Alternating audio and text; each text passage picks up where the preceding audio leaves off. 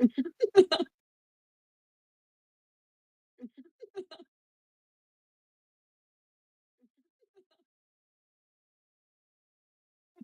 sorry.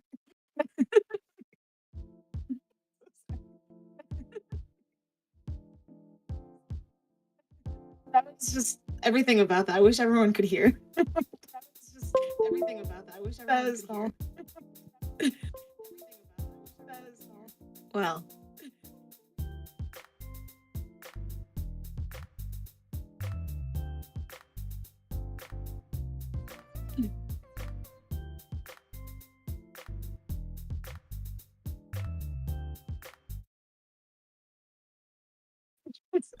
No, okay, phew, it's working. Welcome to Sleepy Idol, a little bar on 34th and Crenshaw where you can sit back, relax, and talk K-pop with your friends. I'm here tonight, of course, and always with the lovely Jasmine. How are you, Jasmine? One of us has to not be on crack cocaine right now. Sorry. I think both of us. You just shot up? I don't know. I went to the gym this week. I went to the gym 3 times this week. Okay. The first day, like, my trainer was like, "Oh, you're not like lifting enough with your legs. Let's up it." And they kept upping it, and it was like by the time I left, I was like, I can't walk straight. So I had to sit in my car and like contemplate life for like, oh my god, 5 minutes before I could drive.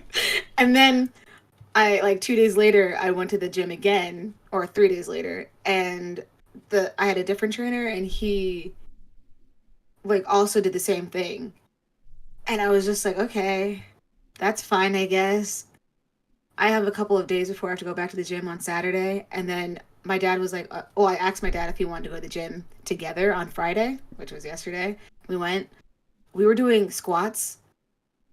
I don't know what happened, but my leg felt like it was going to explode. Like, it got so tight. I couldn't even, like, the lady was like, yeah, go into child's pose and like maybe that can stretch out your thighs or whatever.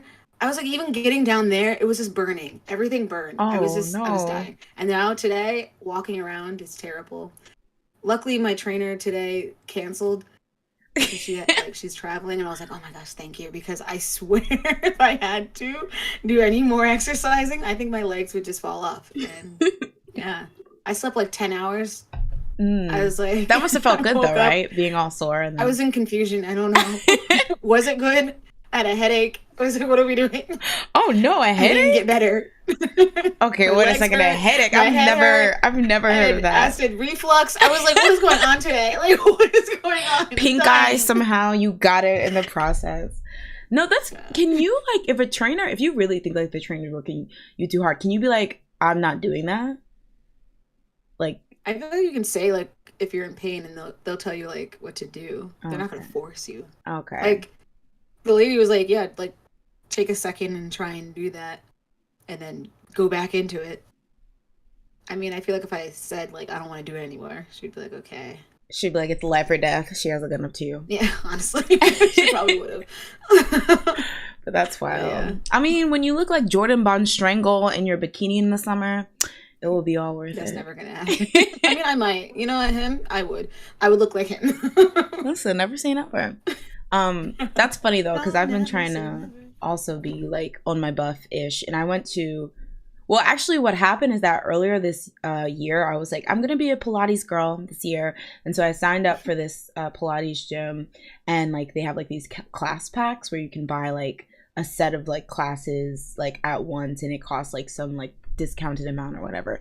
And so they were like for 3 months, they expire in 3 months, and I bought them in January. So I was like, holy crap, it's March is almost over, and I've used like 2 of these. So now I'm like trying to like trying to real quick finish them all. So I did like 2 in a row, which was a mistake, because Pilates will get you, girls. Like, you think that it's just, you know, especially if you don't do it every day. Exactly. Consistently. Yeah, exactly. Like the first day it was like a different type of Pilates called like, I think it's called like jump board or something. So it's mostly like jumping, and it still kind of hurt. But then the next class I took was like traditional Pilates, and that beat my ass. And the lady next to me literally does it. Like, she's one of those people who does it every day. So she was just like breezing through it, but I was just like shaking. And at one point I was just like, girl, I'm just gonna lie here because I just can't do this. I'm so sorry. And I felt bad, but whatever. We're gonna eat this summer. Eat no crumbs left. I hope. We'll see. I'm gonna eat before the summer and then be sad. Actually, I said I'm gonna be eating, and then I'll be sad in summer. Like, why did I eat? So, hello everyone. Welcome to the Sleepy Idol. A very apt Sleepy Idol, I get. Well, it's not St. Patrick's Day today, but it was St. Patrick's Day yesterday, and some people are still celebrating it today. So, I guess we can say today is our St. Patrick's Day themed episode. Apparently it's only celebrated in the US or something. Like, they don't even celebrate it in Ireland. So I don't know who this holiday is for, but people be drinking. Drinkers. It's a drinkers holiday. But hello everyone. Welcome. We have Andre in the chat. What's up? We have Danny in the chat. Hey Danny, how are you? We have Jordy. We have Leanne, best mod, and that's on period. Daisy, what's up? Jordy asks, is Pilates just like intense core work, like yoga but faster? I feel like that's probably a perfect way to describe it, because even when you don't think you're working your core, everything is about the core in Pilates, I think. Like, even if they're like, oh, this is a leg workout. So yeah, that was one of the things where like I would just like turn after I did the 2 classes and I'm like, why does my stomach hurt so bad? I didn't even know I was like working out my abs like that. I like that. I prefer that over like some of the stuff that I do. I don't like squats. I don't like all that. Pilates seems like it's got like some type of thing that'll make me feel like therapeutic.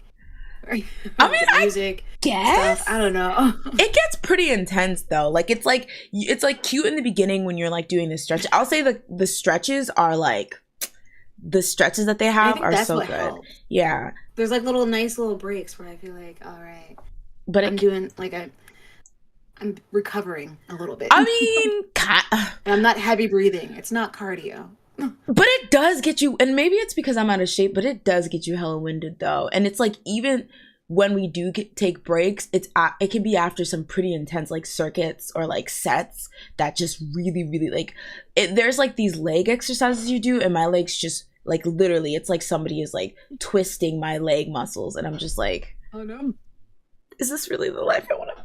Well, I want to be a pink Pilates princess. That's the new aesthetic that's going around on TikTok, so that's what I'm claiming. I want to be like into Pilates just because all these Kpop people that I like, are suddenly like all into it, and I'm like, that looks so cool. Yeah, like they all look fit. The flying one. Maybe that's it. Yeah. Like it's like you're in the air. I'm like, oh my gosh, I want that. They must have known that I signed up, so they just kind of were like, well, Jay from Sleepy Idol is doing it. Copying you. You're right. Hold on. Residuals, y'all. I don't think it started until like February. When did you start? You said January. I started in January. I'm just saying. And honestly, well, I had taken a class in July. So, run me my check. That's all I'm saying.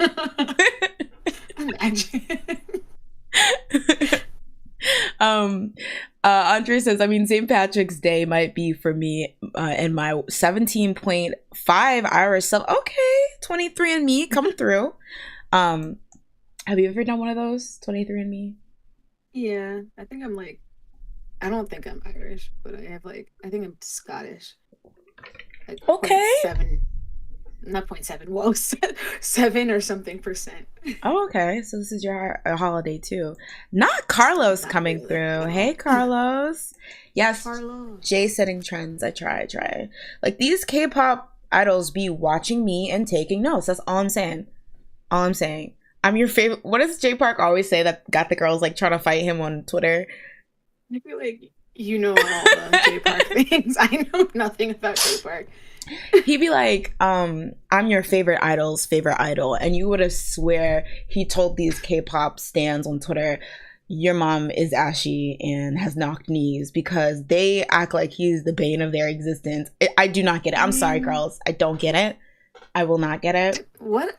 Did he do something? Because, like, why is he so hated? He just exists. I mean, let me not downplay some of the, like... Oh, is it because he's, like, he does black stuff?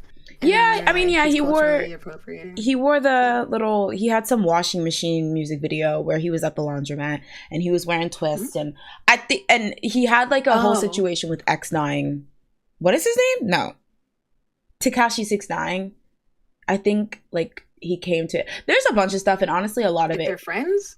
Not that they're friends, but like Tekashi 6ix9ine, I guess, like came to his like he was having a concert in the US and Tekashi 6ix9ine came through and performed like some songs. But I think like, oh, is this recent? No, this was some years ago. I think like people just like, think he's a wankster. Tekashi was already in trouble. Yeah, he was already problematic by then. Yeah. Well. So I mean, not to be a J Park bird, so excuse me, but a lot of the stuff he's done, some people, I'll say, when their idols do the same thing, they're like this. But when J Park does it, they're like this. So that's all I have to say as a bird. Danny says, everybody drag her. No, don't clip that, y'all.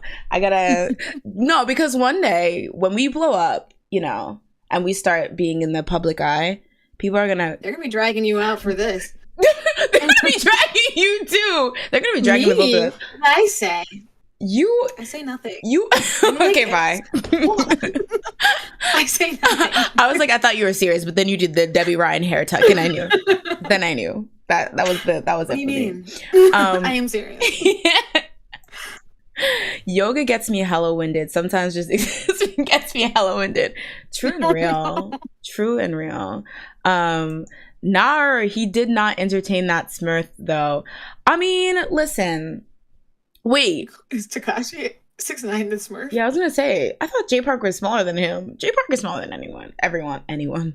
J Park is smaller than everyone. But yeah, flashback to every time Jazz has dragged BTS. I honestly am like, I don't drag BTS. I'm just critical of BTS when no one else is. Because I love BTS. It's just sometimes this is not stuff I need that they produce. Listen, ARMY constituency, those are my guys. I love them, you know. I still love them. You can't. I listen to their music still. Anyway, I'm just kidding. Just kidding. You honestly, you are a stan. You are a stan. Like anyone, she has her ARMY card. All right, don't come for her unless she sent for you. Speaking of stan, this is the last thing I wanted to just kind of squeeze in before we get into the topics. But did you hear about that girl who left a date because he didn't buy $3 cheese? Wait, what? What does that even mean? $3 cheese. So there was this TikTok that went viral of this woman who was on a date, and so essentially the TikTok, she was making it after she had left the date and she was walking home because she like left the guy high and dry there. But basically, she goes on in this TikTok to describe the fact that essentially she decided to leave the date because the guy kind of gave her the ick, because essentially the waiter came, asked them what they wanted. She said like, I don't know, like a Caesar salad or something. And he said he wanted a cheeseburger or a hamburger, I guess. And then I guess there was some conversation about, oh, you know, to add cheese, is that extra? And the waiter, you know, tells him, yeah, cheese is like $3, like if you want like an extra slice of cheese. And so he's like, okay, then like skip the cheese for me. And I guess when the waiter leaves, he's like, yeah, I'm not paying $3 for cheese. And so after that, I guess she was just over it, and she goes to like the waiter or the front desk, pays for both of their meals, and then leaves the date. And essentially it's on the principle that like he's a cheapskate because he didn't want to pay for the cheese. So I had this explained to me because I was very confused as to what principles she was practicing here. Like, I'm like, is this a version of feminism I have not read up on yet? Like, girls, please, please. What is it? Essentially, I guess it was the idea that if he was complaining over $3 cheese, it was like a red flag to, or like kind of like, you know, like when people show you who they are, you know, listen or whatever, tell you who they are, it could have been the start of this guy just being a cheapskate or being really cheap, you know. Why is it always cheap instead of just frugal? Why is it always something like negative? That's a frugal thing to do. I mean, not a cheap. That's fair. That's fair. I guess cheap is going to McDonald's and being like, this is high quality or something. Like, no. Compliments to the 14-year-old chef in the back. This is my 5-star. Like, no, that's cheap. I mean, being frugal is like saying like, oh, I'll go to McDonald's. because like I want to save up. Mm-hmm. Not that you think this is like it. This this is high quality. I don't know. Like that's just weird. I guess it's like that idea that like, oh, you know, if you want a man that will like wine and dine you and buy you expensive gifts and stuff like that, if he's already sitting here haggling the price of you know, craft singles, then like it's not in the stars for you to go to like Bali next year or something, or for him to surprise you with like a teddy bear from, you know, Louis Vuitton or something. So maybe that, I mean, maybe he would. Don't, yeah, that's the thing. Don't get me wrong. This was insane to me, but I was like really trying to understand where this woman was coming from and the few people, because I think for the most part, people are like, you look insane, sis. But like there are some people being like, yes, I know that's right. And in, I guess, like a sense, if those are the values that like you find important, making sure you don't have a cheap partner or making sure your partner is on the same wavelength as you when it comes to how you want to spend money, all power to you. But I just like, I don't know. It was one of those, she thought she ate. Like, I was going to say, like, I think the problem with that is like, you can have those values, but why are you paying and then leaving him? Exactly. like he did something wrong. He just existed and then shows you what he values. In the TikTok, now I remember, she literally said, and then I went up to him and said, next time just get the fucking cheese or some shit like that. And like, next time tell me you're paying first and then I'll get the cheese. I'm gonna get 2 slices. Okay, you should have opened like, with I that. didn't know you were the one that's not like cheap. Like, okay, you should have shown me your colors. Like, dang.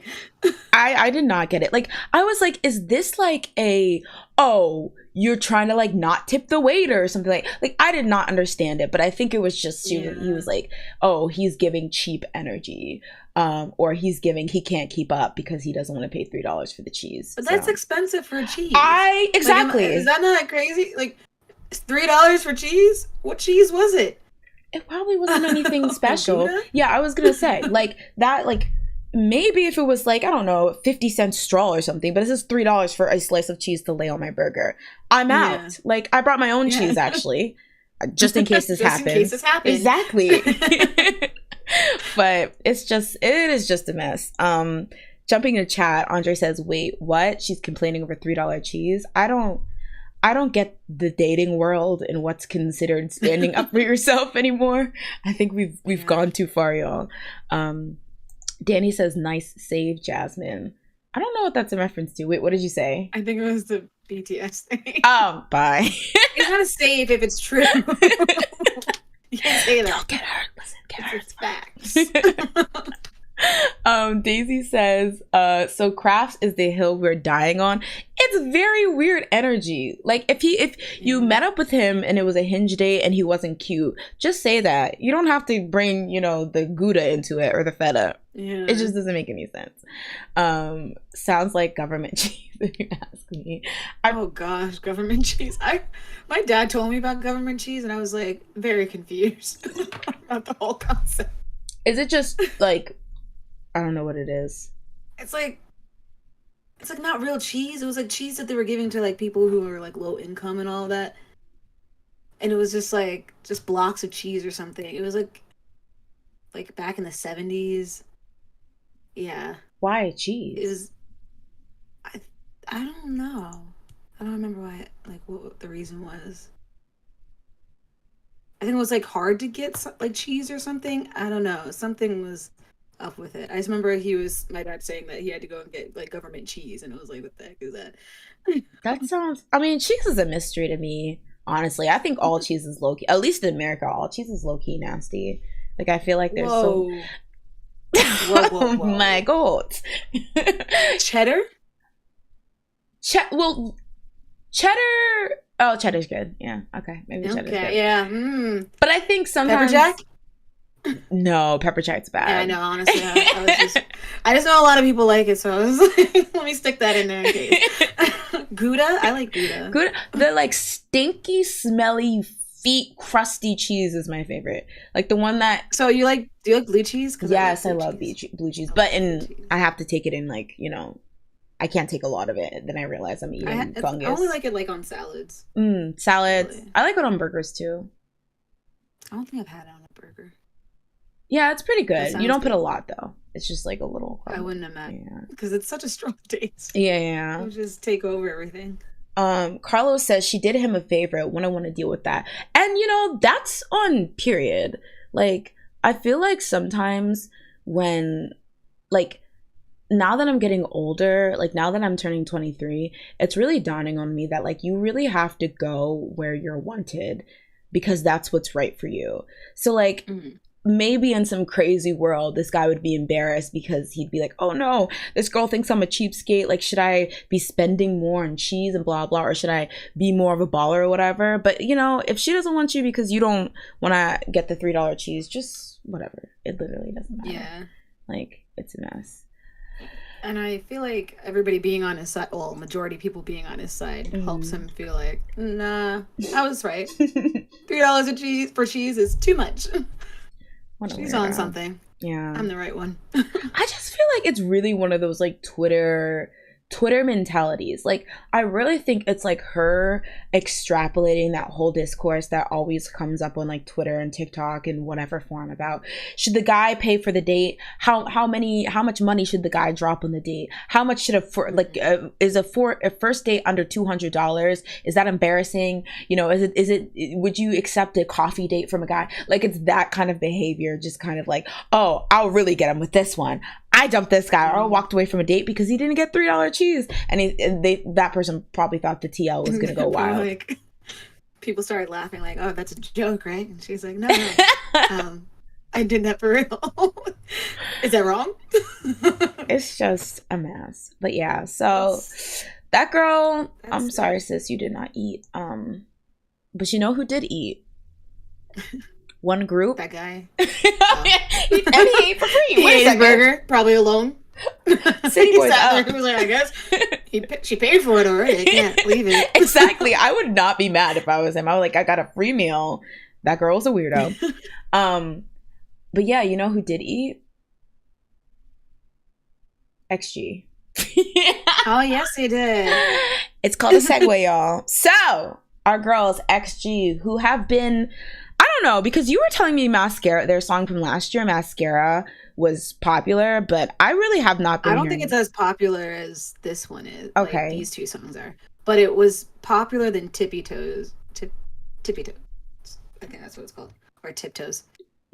Yeah, because I think it definitely has like the second, or I guess now like the third most like listens on their Spotify. Oh, nice. Oh, yeah. The Shooting Star Mascara. one or Left Right? Oh, okay, Mascara. Okay, Mascara's not that bad. I took a listen to it when you recommended for me to check them out, and I was like, oh, this completely flew under the radar for me because I've only started hearing about them at all now. I thought they were a completely new group, but it was a pretty good song. Yeah, I didn't like it at first, but I think I like the lyrics more. So like, I think that's what makes me like it more. But like before, when I first heard it, I was like, not for me. Yeah. I would just skip over it. I like Tippy Toes more than Mascara. But I do like Mascara. I don't know. I still like them both. I'm trying to think if I listened to Tippy Toes. I probably listened to it once because I know I just let their Spotify like artist page play, but I just cannot. I mean, there's only 4 songs, so that's like which is like how? Why can't I remember what it sounds like? It takes 10 minutes to like get through, and you're like done. Then you move on. But congrats to them. This is a still from, they had like a live stream. It was really cute. They're really fun, and I don't know, it's really great because they seem to have been finding a lot of success this time around with their comeback. So good for them. Andre also noted that happy 8th anniversary to CLC. Aww. So they are disbanded, like officially, right? I think. I feel like I read something where they're not, but they are, Jim. Like, they are, but they aren't. Like, Phase isn't. Is it like one of those things where they're like, oh yeah, I mean, you know, we're not gonna come back or anything, but you know, we're still out here for whoever's checking. They're like FX. Oh gosh. Yeah. Just there. FX is back. Technically there, but like not. No, are they? No, I don't no one know. actually is still in the company. Because yeah, that was one thing. And then also when the thing we're going to talk about, you know, one of the former CLC members later down the line, and all the articles that I was reading about the news about her, they were like CLCs, like not even like former CLCs. So I was like, oh, they Yeah. still. I was very confused. Oh, okay. Andre says, oh, Yeeun is the only one left at Cube, and she's in Kepler right now, so that doesn't even really count. Mm. Well, I mean, a mess. But yeah, so Well, shout out. Cube likes to hang on to their names and not like Beast. So That was cool. such flop energy because it's like you're probably just trying to prove a point, but what are you going to do with the name Beast when none of them want to be in that label? Like, what are you going to do? Just sell it to them for free. Well, It's a wrap. Cube's not the brightest. They've never been the brightest. Cube flop. So shout outs to XG, and moving on to our first update, our first topic of today, we have some positive Loona news. So if you guys know, I guess it all kind of started when Chu was like kicked out of the group, but the Loona members and BBC have been having a back and forth with a lot of them trying to get out of their contracts because BBC is trash. We had news a while ago about a good chunk of them successfully petitioning for an injunction on their contracts, but some of them weren't able to be granted that injunction. But Jazz, I heard there was some news with some of the members signing over to someone that is, I don't know the Loona lore, but I'll let you take it from here. The Loona lore. I don't know the Loona lore either. I do know that apparently there was some. I didn't even know there was any Loona lore until I read this right before the stream, and when I wrote it down. But yeah. So Heejin, let me see. Heejin, Kimlip, Jinsol, and Cherry were the 4 members that actually successfully got their contract suspended, and they recently got signed over to Modhaus, which is, I don't know if I'm saying that right, but I'm gonna keep saying Modhaus. But it's owned, but it was created by the former A&R and creative director and music producer for Loona, which was like his name's Jaden Jung. He was there from 2016 to 2019, and he made Modhaus. And Modhaus also has what's it called? Triple S. Yeah, Triple S. So they just joined, and Modhaus shared a statement saying, "Hello, this is Modhaus. On March 17th, 2023, we signed an exclusive contract with former Loona members Jeon Hee-jin, Kim Jung-un, Kim Lip, Jung Jinsol, and Choi Yerim, Cherry. Modhaus wishes them all the best of luck on their new beginnings, and we promise to give them our full support so that they can create more cherished memories with their fans. We ask for you to continue. We ask for your continued support and love for Jeon Hee-jin, Kim Jung-un, Jung Jinsol, and Choi Yerim, and Modhaus. Thank you." So they released that, and so now the 4 members are back with their old like creative director. So it's kind of interesting. So what? And I was gonna say. So what I heard was that this guy is actually the brains behind Loona, and that like and so like he created like the Loona like lore, and apparently he left when what's it called, BBC Blackberry Creative decided to go like to scale back on the lore.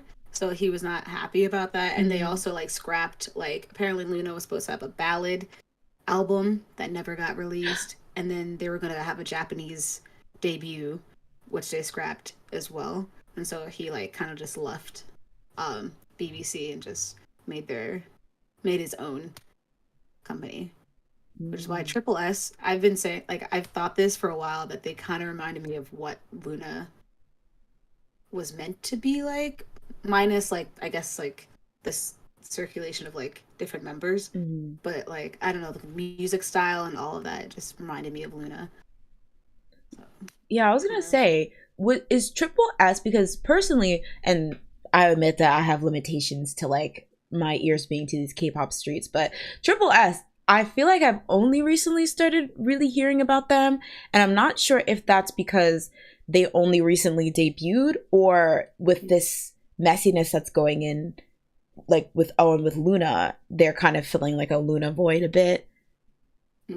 I think they were. I guess they debuted during like the whole thing with what's her name, Chu, because I think their first they did a what's it called, a subgroup called was like Asian Acid Angels or something, or whatever it was, like AAA. And that was like maybe September, I think, that they came with that. I don't know. I can't remember. It was definitely the end of the year. So like it might be like that they're kind of like he saw this coming with Chu, like, kind of like he was like, and go! Maybe, but I feel like I don't know. I don't think he planned it. It just happened to coincide at the same time. So that's unfortunate. But I guess it's a good thing that, you know, now Modhaus is taking Loona kind of under their wing again. So yeah. And I think, well, I know that 3 of them were actually in one of the first Loona groups called Odd Eye Circle. And I remember them being like they were like the most popular one in like from what I can remember back in like 2016. And so I was wondering like if maybe they would come back, like plus Heejin maybe, and just like kind of go back with the style that they had, because that would be a very interesting like way to get people to be more interested in them as a group or something. Do you think, or as individuals? Do you think it would be like just musically they would come back with something Odd Eye Circle-esque, or they would actually reform the group and just like throw Heejin in there? I don't know. Like, I would think like maybe they would do like as a first go, just have it like kind of like Odd Eye Circle, and then if they can get other members like under Modhaus, like once if they suspend their contracts, get their contracts suspended, maybe like they can form Loona again. But yeah, I do think that they could do like the Odd Eye Circle with Heejin, and I think it would work if it just ends up just being the 4 of them under them. That would suck. I hope they all get to go. Well, if that's what they want to do. Because my whole thing is that, like, when I think of this issue, I think Chu and then all the other Loona girls. Like, I think it's very separate. So I think, like, Chu, she kind of got her freedom. She kind of had to go through it specifically for her by herself for a while, with like them specifically trying to attack her. So I do wonder that if this is all said and done, if she still would be in Loona like that, if she would go to like, I don't know, maybe set up some type of thing where she can promote with them, and keep her like separate label and separate work stuff, or she's just kind of like, you know what, I think I'm just gonna close this Loona chapter, but you know, I still appreciate everyone. But that's what I was wondering too. I also find I do think she could do like the like what you said, just keep her contract with her now company and just join in whenever she wants. But you never know, she would actually want that. Which Orbistas, don't come for me, you probably know better than me. I'm not saying that, you know, I know the truth, but I don't know, I would just kind of be nothing to the girls themselves, but I would just kind of be like, after all that, I'm kind of good on my own, you know, personally, not keep factoring anything, just like me personally. But I also found it interesting that in this statement they were specifically calling them by like their like real names, and I wonder if that's an indication on how they're going to present when they're under, or this, is it label called Modhaus, or is it just Modhaus that's the producer? I think it's the label. It's a label. Oh, okay. All right. I think that's what's always underneath Triple S's stuff. Okay. Because that would be kind of interesting, because it's like, why all, well, I guess they just probably know that Modhaus is like, they know what they're doing, but for all of them to go and then just be soloists, that'd be really, really weird. So I definitely think what you're kind of like maybe like a 4-person sub unit or something. That would be really cool. Yeah. Jumping into chat, Andre says, I want everyone together at some point under a Korean label since they already have a Japanese one. What is even going on with that? So it's confirmed that they have to at least be Loona for like a whole group, even with Chu, for the Japanese label. Like, I think that's what they, like, the Japanese label can enforce, but I don't know if they've enforced it. At least maybe they have. I just missed the news, but that's the last thing I remember hearing. Yeah, I remember us talking about it. But yeah, very interesting. Was there any other updates concerning this with any of the other members or anything? No, I think that was it. All right. Well, we will keep an eye out for more news. Oh wait, Jordy says it's sad Loona has ended up like this. Yeah. Because it's just so piecemeal. Like, you have Chu's situation, and then you have the 4 members that were granted the injunction, and then you have the other members that weren't. So it's just like, it can't even just be like a moving thing where it's like, okay, we're all fighting for our independence from BBC. It's just like there's some wins and some losses and some like uncertainty in terms of like how things are moved forward, which really sucks. Yeah. All right. So good luck to Loona. And speaking of sucking, apparently Jungkook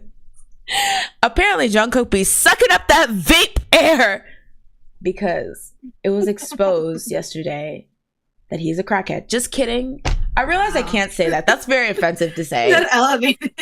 That's very offensive to say. Escalated so quickly. Honestly, I'm just reading a script that Jasmine wrote. She told me to say that in this video. So don't come for me, y'all. I'm just as shocked as you guys are. But how dare she? Yeah, okay. So I'm not gonna. I usually like to be messy because I live for the mess. I live for the drama. So I would love to say that this was a huge controversy. I mean, there was debate. I did see, some people commenting on articles and things like that. But I think there was a pretty much, like, this is not like 2009. And that's one of the things that I want to talk about. How Jungkook, in this situation we're about to talk about, it's very different from how it used to be, I think. And to be fair, I do think people feel that vaping and smoking cigarettes are very different. But at the same time, I feel like it kind of gives to the mentality of at least the I fandom and how people feel about certain things. Anyway, the point is, Jungkook was caught with a little vapey vape. All right, so this week he was doing some like live stream marathon on Weverse. He had like 43 live streams. I was like, get a job. Just kidding. Just kidding. Armies, I'm the nice one. All right, I'm a good cop. Okay. Wow. The 2 colors are coming out. Stop. So during a live stream on Weverse this week, Jungkook, okay, let me just say it in the very report way. He sparked debate when fans who watched the live stream noticed that he had a vape in it. So essentially what happened is that it's actually kind of funny. There was basically, he was having this live stream, and let me see if I can pull it up. All right. I thought I had a video, but I don't. I have a still. But yeah, so basically he was doing this live stream. At one point he notices that in the corner of the live stream setup, do I have a picture? Not a good picture. Let me, in the corner of the live stream setup, you can kind of see that there's like a little vape. Hopefully you guys can see it. It's pretty small, but next to that jug of water over there is a vape. And then the first time I saw it was that somebody made like this really funny edit of him just casually noticing that it's in frame and then kind of just, smoothly and swiftly, picking it up and pushing it out of frame. But essentially, idle smoking or vaping, whatever you want to say it is, has always been kind of like a touch and go subject, I think, in the K-pop fandom. But what I thought was really interesting is that most people were like, who cares? Like, he's a grown man. Like, it was probably delicious, I guess. I don't know. I don't vape. I don't smoke. Jungkook, what is that flavor? Hook me up, blah, blah. Like, a lot of people were being very, like, positive, almost, if I could say, towards it. Now, I know that fans tend to be the number one PR team. So it might have just been fans trying to get under this and, you know, kind of push the idea that it's no big deal so nobody tries to call him out or drag him for this or whatever, etc., etc. But for the most part, I think I even saw a lot of people who are like, I'm not a fan of BTS, or I'm not like a big BTS fan, but I don't think that this is a big like deal if people try to make it one or whatever. So what I thought was really interesting is because, Jazz, we come from a time where if an idol was caught smoking, and especially if that idol was an EXO, I'm just kidding. Oh, gosh. Remember when they had that picture of, what was it, Sehun or something? Like, oh yeah, was that real? To this day, I don't even know. The thing is, it probably was. In retrospect, it probably was. Like, and that's not anything on anyone's character. A lot of people just smoke, like, in the world. Like, so it's not, and I feel like every 2 seconds we see like, oh, video of insert idol here with a cigarette in their hand, or like a pack of smokes in their pocket, or something. So obviously it's not like, people try to keep it out of like the public, but it's not uncommon as people want to say it is. But I just think it's interesting because it used to be like a battlefield, like aunties and like, you know, people who weren't really fans of your fave, if they got a whiff that your idol was smoking, they were plastering that all over the TL. So what do you think? And what do you guys think about the fact that like people were pretty much chill and the main consensus was just leave him alone, don't try to make a big deal out of this, in comparison especially to how it used to be back in the day? I feel like it's hard to tell because he's from BTS. So he has that Bangtan shield. Yes. Yes, he does. He's the army shield. I feel like if it was someone else, I'm wondering, like, would they have the same grace given to them? That's true. Like maybe like somebody from like what's a group? Are we thinking the female idol or another? Are we thinking female idol group or just another group? Just another group. But I guess like even a female group. But I feel like you never hear scandals about smoking with female idols. Yeah, I mean, which is very. Has there been? I mean, probably. I can't think of one off the top of my head, but it's probably one of those things where it's like, not only are you fighting like, oh, idol image, but also like a woman smoking, that kind of thing. Like it's not dainty or whatever. So that's probably why they're just like, I'm not even going to bother, or I'm going to be very cautious about it. But funny you should say that, because apparently, and I didn't get to look into this, but apparently there was somebody from NCT who was also caught vaping or with vape paraphernalia or something. And that was a whole thing. So a lot of people were bringing that up in this context. And they're like, keep the same energy because you said, you know, insert NCT member was a crackhead and needs to be dealt with or something when he was caught vaping, but now everyone's cool with it because it's Jungkook. Yeah, but I do agree. It's like, I don't know, like, and maybe because the thing is, I like, this man is 35. Like, he is not answering to any, like, you know, he's an adult or whatever. So I really, I really do get that mentality or whatever. But I guess it's just so weird how, I don't know, people were so bent on being like, this is no big deal, that it did kind of seem like a PR moment. So I was just like, this is kind of weird. But at the same time, they do have a point. Like, what are you going to do? It's Jungkook from BTS. Like, you're not, it's not, you know what I mean? But outside of just the, you know, whether it's okay for an idol to be vaping or whatever, like from a personal choice, there was a very interesting discussion about that I was seeing about just in general about influence, because essentially people like BTS and like really popular idols in general are always known for, they wear an item, they are seen using something, they're seen eating something, it sells out. So I could not confirm or deny this, I'm saying this, but there was some talk that apparently the brand or the flavor of e-cigarette, vape, whatever, that he was smoking, people, it was really, really. First of all, wait, what? What? How can they tell what brand it was? Wasn't it just the girls eat Jimin enhance? That literally looked like a freaking lotion bottle. I told you that. I was like, I'm so serious. I would have looked at that and thought, what is that? Why should I be concerned? I definitely thought it was like a pack of TikTok. tax as well. But I've also I literally know nothing about vaping, nothing about cigarette enjoyers at all. So it's just like, but I don't know. Apparently people were saying it was strawberry lemonade flavor, and so yeah. Also, it's red as heck in there. How do you know what color it is? I guess if you be there, you can be like, oh yes. That's like, I don't know. People, but you know, people can snoop. People are, the fact that they even caught that in the first place. Concerning. Yeah, but people are saying exactly. People were saying that apparently people were flocking to the shelves to get this in true like BTS popularity fashion. So while himself smoking is not like an issue, and we really don't really like, no one really has the right to have input on that. Do you think that it was irresponsible for him to have vape paraphernalia in the vicinity, or just like, because I don't think he was being open with it. I think it was just like, oh crap, that's there, let me move it or whatever.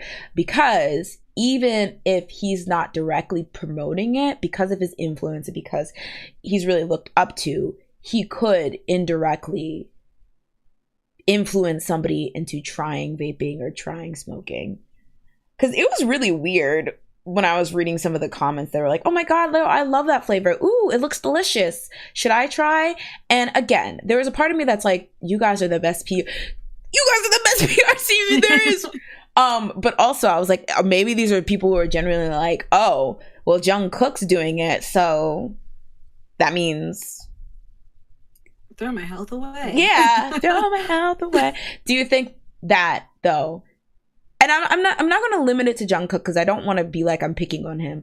But in general, idols or public figures that know that they have a very influenced by them and potentially young fan base, do you think it's their responsibility to be careful about being seen with certain things that could be a danger to somebody's health if they're influenced? Now, keep in mind, prior to this stream, he had a streamer who was just showing off his expensive alcohol. And you can technically say, alcohol is not great for you. Doesn't he drink on these streams sometimes too? Probably. I don't know. I know he did one when he was showing off his alcohol. Why is the vape and the alcohol? Okay, vape stan. You're a vapiana? I'm not a vape stan. I'm an alcohol stan. But I will admit that they can be on the same level as when done in certain quantities. I mean, I feel like we talked about this last time, how alcohol has this thing where she gets to go under the radar all the time with, like, when it comes to, like, you know, vices that are very bad for you. Like, it's like people will very much acknowledge that smoking, drinking, eating unhealthy, you know, to an extent is not good for you, but then they'll just like ignore, like, you know, alcohol consumption and things like that, and they'll be like, well, as long as it's moderate or something, when honestly nobody needs alcohol, you know, like, to function. So it is funny, that's juxtaposition. But you don't think, you know, if like a 14-year-old's like, well, Jungkook did it. Well, I think that's a problem, but I feel like that's a problem where they obviously, I don't know, somebody needs to intervene. They shouldn't be allowed to just buy a vape at like 15, just being like, Jungkook did it. Like, no. There should be a law where it's like you're not allowed to just buy this.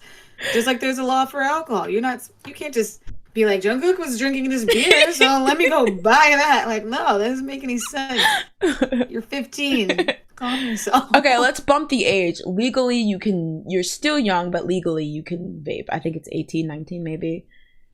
I mean, that's on them. Oh, dang, you said it starts in the home. Where are your children? I mean, yeah. And it's also how much you care. I don't know. It's personal. Like how much one person cares about like, themselves. Lungs oh, okay.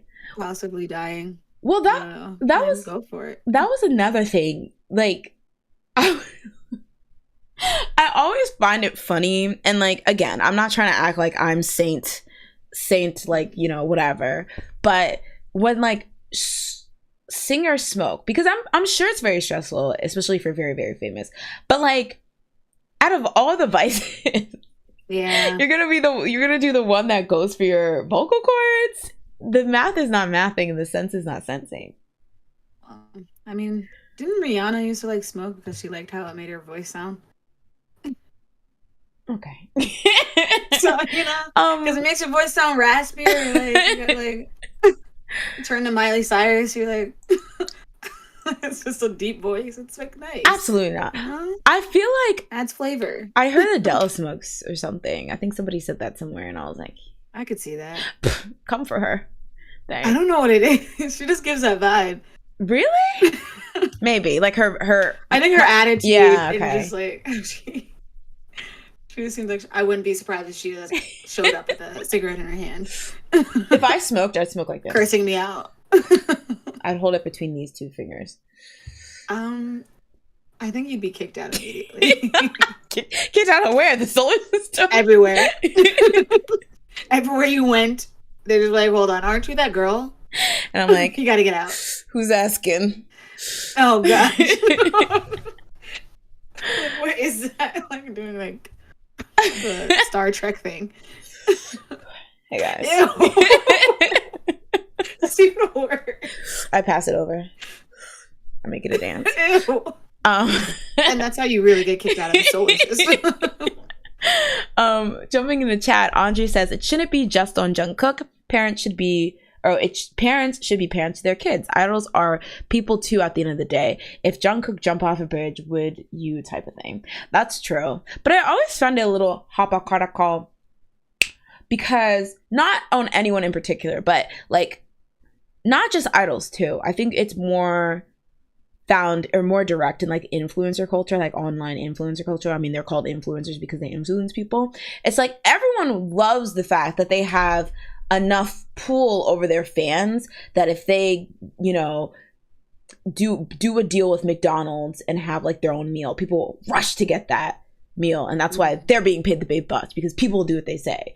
But then it's like, oh, now that it's a negative thing and somebody being influenced by me, I have to be a bit more responsible because I might influence them negatively. Suddenly it's like, look away, I just want to blend in, you know? It's like, you know, some people don't want to take the good or the bad. But I guess there's a difference between like having your own McDonald's meal and then you just happen to like just the vape and somebody just is looking at you and like thinking, I should do that since you like doing that. Mm-hmm. Like unless he was like, I made my own vape thing, like that's not the same as the McDonald's thing in my opinion, because he's not actually asking you to do it or get the vape. You're just taking it because you see it. That's true. But I guess it's the kind of thing that you know that you have the ability to get people to do things, right?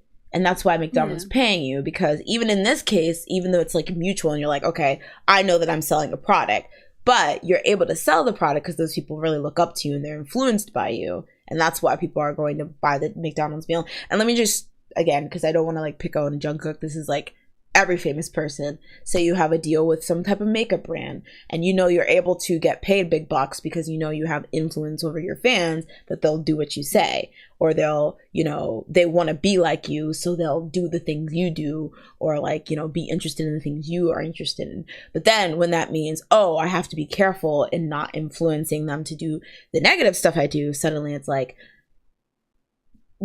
listen to your parents, like, you know, that kind of thing. So, but I do get what you're saying. It's like, you know, like, you know, it's not like he's telling people to do this and being like, okay, everyone smoke. It's like, do as I do as I say. Or maybe he doesn't give a shit. Maybe he's like, just blaze them or whatever, you know? Like, finally, people understand. The pink one is the one that's good. Yes, sell that out. Finally. But yeah, either way, I just think the most interesting thing to me was just the fact that like just a couple years ago, y'all kept reposting that picture of Sehun with a cigarette in his hand and just trying to get him kicked out of the country of South Korea. But yeah, I mean, and I think it's a good thing in a sense, because I don't think idols should be torn down for every single little thing that the average person probably does anyway. So it's just like, why are we holding them to like these godly standards or whatever? And then for the last question, Jazz wrote down here, should BTS disband? Jasmine. No, I just helped you spell disband. I mean, I'm not kidding, but I did. Listen, that's the only thing I did. I'm out here trying to defend you. All right, so I did none of that. Moving on to the next topic. This one's a kind of a more cute, lighthearted one, but I feel like it's kind of in the same vein. So there was a little cute clip going viral of Bambam from GOT7. So Bambam has this has his like own YouTube channel, and he has kind of like a show on it where he'll invite on guests. So on March 10th, his guest was So he had a guest on March 10th. He had an episode where his guest was Jungkook, but then at the end of the episode, there is a teaser where he's going to talk to Jihyo from Twice, because Twice usually or just recently came out with an album, and a single, so they're promoting or whatever. So on the teaser, it showed a clip of Bam Bam. Just like randomly, I guess, saying or admitting that he used to have a one-sided crush on Nayeon when they were like younger. And it was kind of, I feel like it was just one of those things where he just like said it and then it was kind of funny. I feel like Jihyo's reaction to it was funny. I didn't know it. In the article I read about it, it said that she was actually like parroting something from that new Netflix series, The Glory, but she was just like, "Oh, Bam Bam, you're so cool for doing that," or whatever. I want to see that show. But I thought it was really, really cute. A lot of people were like taken aback by it because I don't know, you don't really see that very often, even now, like people admitting within the K-pop like, world that, oh yeah, I had a crush on this person, whether it's past tense or current tense or whatever. But yeah, he's no longer like trying to, I don't know, he's no longer just K-pop. What do you mean? Like, because I feel like he's gone back to Thailand. He's done he's just doing bigger things than just K-pop. He's like, I'm over so your I host. feel like he feels more free to say whatever he wants. Well, I definitely think there's a difference. And like when people were shocked about this, I was like, well, both Twice and GOT7 are grown. Like they literally, it's about to be a smooth decade for both of them since they debuted. So it's like, would it? Oh my gosh, it really is. But yeah, GOT7 a decade next year, and then Twice the year after that. That's disgusting. I love elderliness of myself. But yeah, a couple things though were really, really interesting with this. The fact that it seems like he was just like whatever, and the fact they're getting older, and it was like a past tense thing. But a lot of people were being like, yo, this, like, you fourth gen girls don't know nothing about this. And one person mentioned something that I feel like this kind of did die out. The idea of asking people about their ideal type. You remember how that was like such a big thing back in like second gen? Oh yeah. And like specifically I remember it was like, when in doubt, say Yeeun. And not to say that she's gorgeous, whatever. But like people used to say her, like if I was her, I'd be like, keep your name out my mouth. I'm tired of you. I'm tired of y'all using me for free publicity. But I wouldn't mind. I just like, you just know that you would never do that. I would. I'd like to be the standard. That's awesome. I was like, stop using me for media play. But yeah, why do you think the idea of people asking and talking about their ideal types kind of died? Because it was always the same thing. I like a pale girl with black hair. No, but when the girls used to actually name names, like the girls used to name names. I feel like the guys never did. Yes, they did. I mean, they used to say, who was it? I remember somebody said something when Red Velvet was really new. Somebody said somebody from Red Velvet. I think it may have been like a BTS member. Ooh. I swear to God, somebody was like, yeah. And like people were feeling a way about it. I mean, some people, I feel like it's one of those things where they have the people that like, the jealous fans have the idols that they're like, well, if my idol's going to get with anyone, it should be this person. So they're okay if their idol says that. And I think Yeeun became one of those things because it's like, oh, well, she's a goddess. So, and my fave will never Everyone get else her. is going. Yeah. Exactly. Everyone's going for her. Only one can. So that means he has a chance. It won't be you, Doojun. So get the hell out of here. No. Just kidding. But yeah, I don't know. So do you think though it was a result of fans being more rabid and being more, just jealous and parasocial that they kind of stopped doing like, oh, who's your ideal type? Or do you think, you know, idols got more guarded because of bad experiences? Like, why don't you think people openly talk about, like, groups they're into? People, okay, maybe not groups they're into, but, like, Probably people. because they don't want to be paired up with that person for the rest of their life. Ooh, that's so true. That's another thing. They'll just, like, start shipping them forever, and then when they don't date that person, then it's, like, they're probably getting dragged or something. It's yeah, they don't want to just be associated with that person the whole entire time. They're famous. Dang. Oh my God, I've never really thought about it like that, but I remember what was it? Those, like, we got married couples where people would not, like, I mean, yeah. To be fair, there was a whole show dedicated to pretty much just shipping them. But, like, after those things were, like, done, people would not let go. Like, Taemin and Nan and, like, I don't know, was Joy and Sungjae? I don't know if Joy and Sungjae was, like, a thing, but there were definitely a lot of people that were just like, you guys are together in real life, right? And it was really weird. But yeah. Jumping into chat. Leanne said, let's all look for a nursing home together. Listen, if y'all want to go, if y'all are willing to go on from it.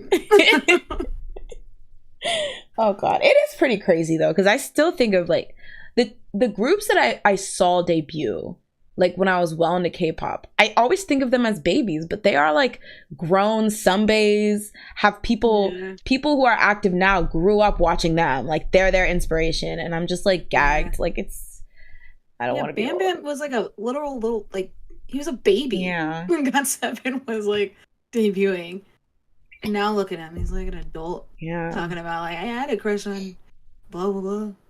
Yeah, what it really reminded me of is Strongheart, and how that show that was, like, I just think of it like a 2010, I think it was like SBS, and it was, like, basically a who has the better, more interesting story off, and it was like whoever told them, like, best story was the winner for that episode. It was like a variety show, and there used to be, like, these idols that were these older idols who were no longer idols, would just spill the tea of all the crazy ass shit that happened to them when they were younger. Like, this one girl told this story about how she was caught dating, and it was, like, her and her boyfriend, who I think was also famous, in the car, and they knew they were caught, so they didn't know what to do because they were just, like, stuck in the car and all this stuff, like, just these crazy stuff. And I was like, I can't wait till the idols that, like, I'm into now get old enough that they don't give a shit and they're just telling all the teas. So hopefully this is a signifier that's there.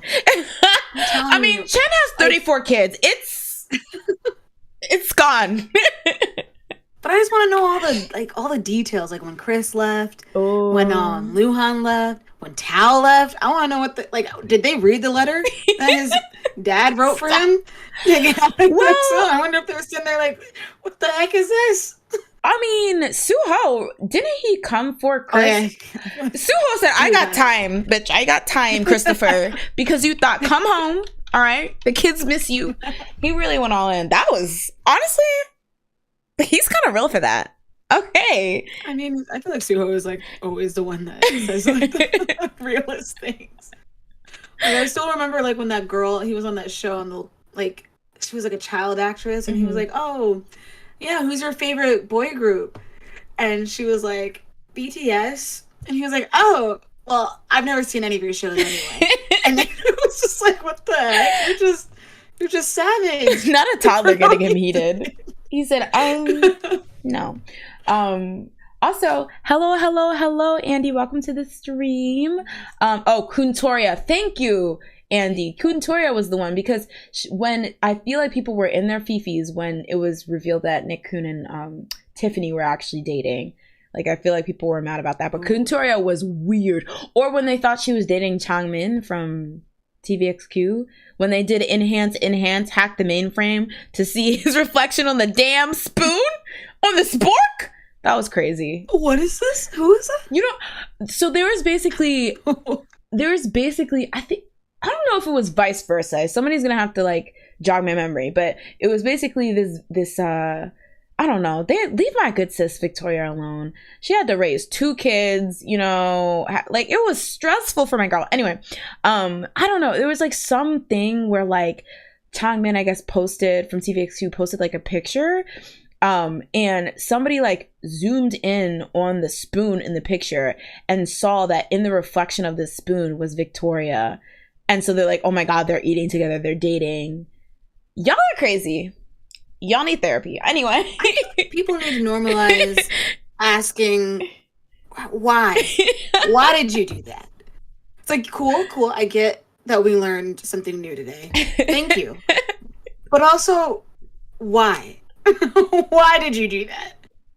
Why did you think you needed to take... How much time did this take you? Like an hour? To go and figure out how this equates to Victoria. Please.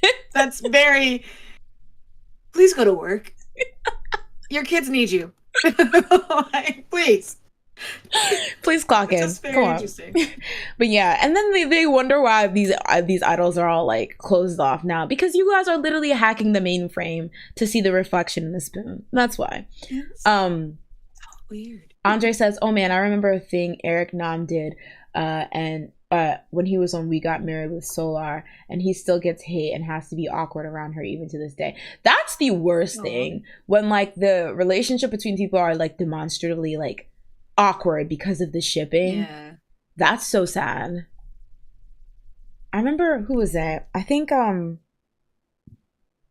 in Fifth Harmony there was Camila Cabello, and then there was also Lauren Huregi. I forget what her name is, but there's two members. And so essentially those two members were shipped a lot.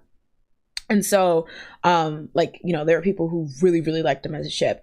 And so I think what the Lauren girl, she had said that it made them really, really uncomfortable and it strained their relationship. And then on top of that, she was actually bi.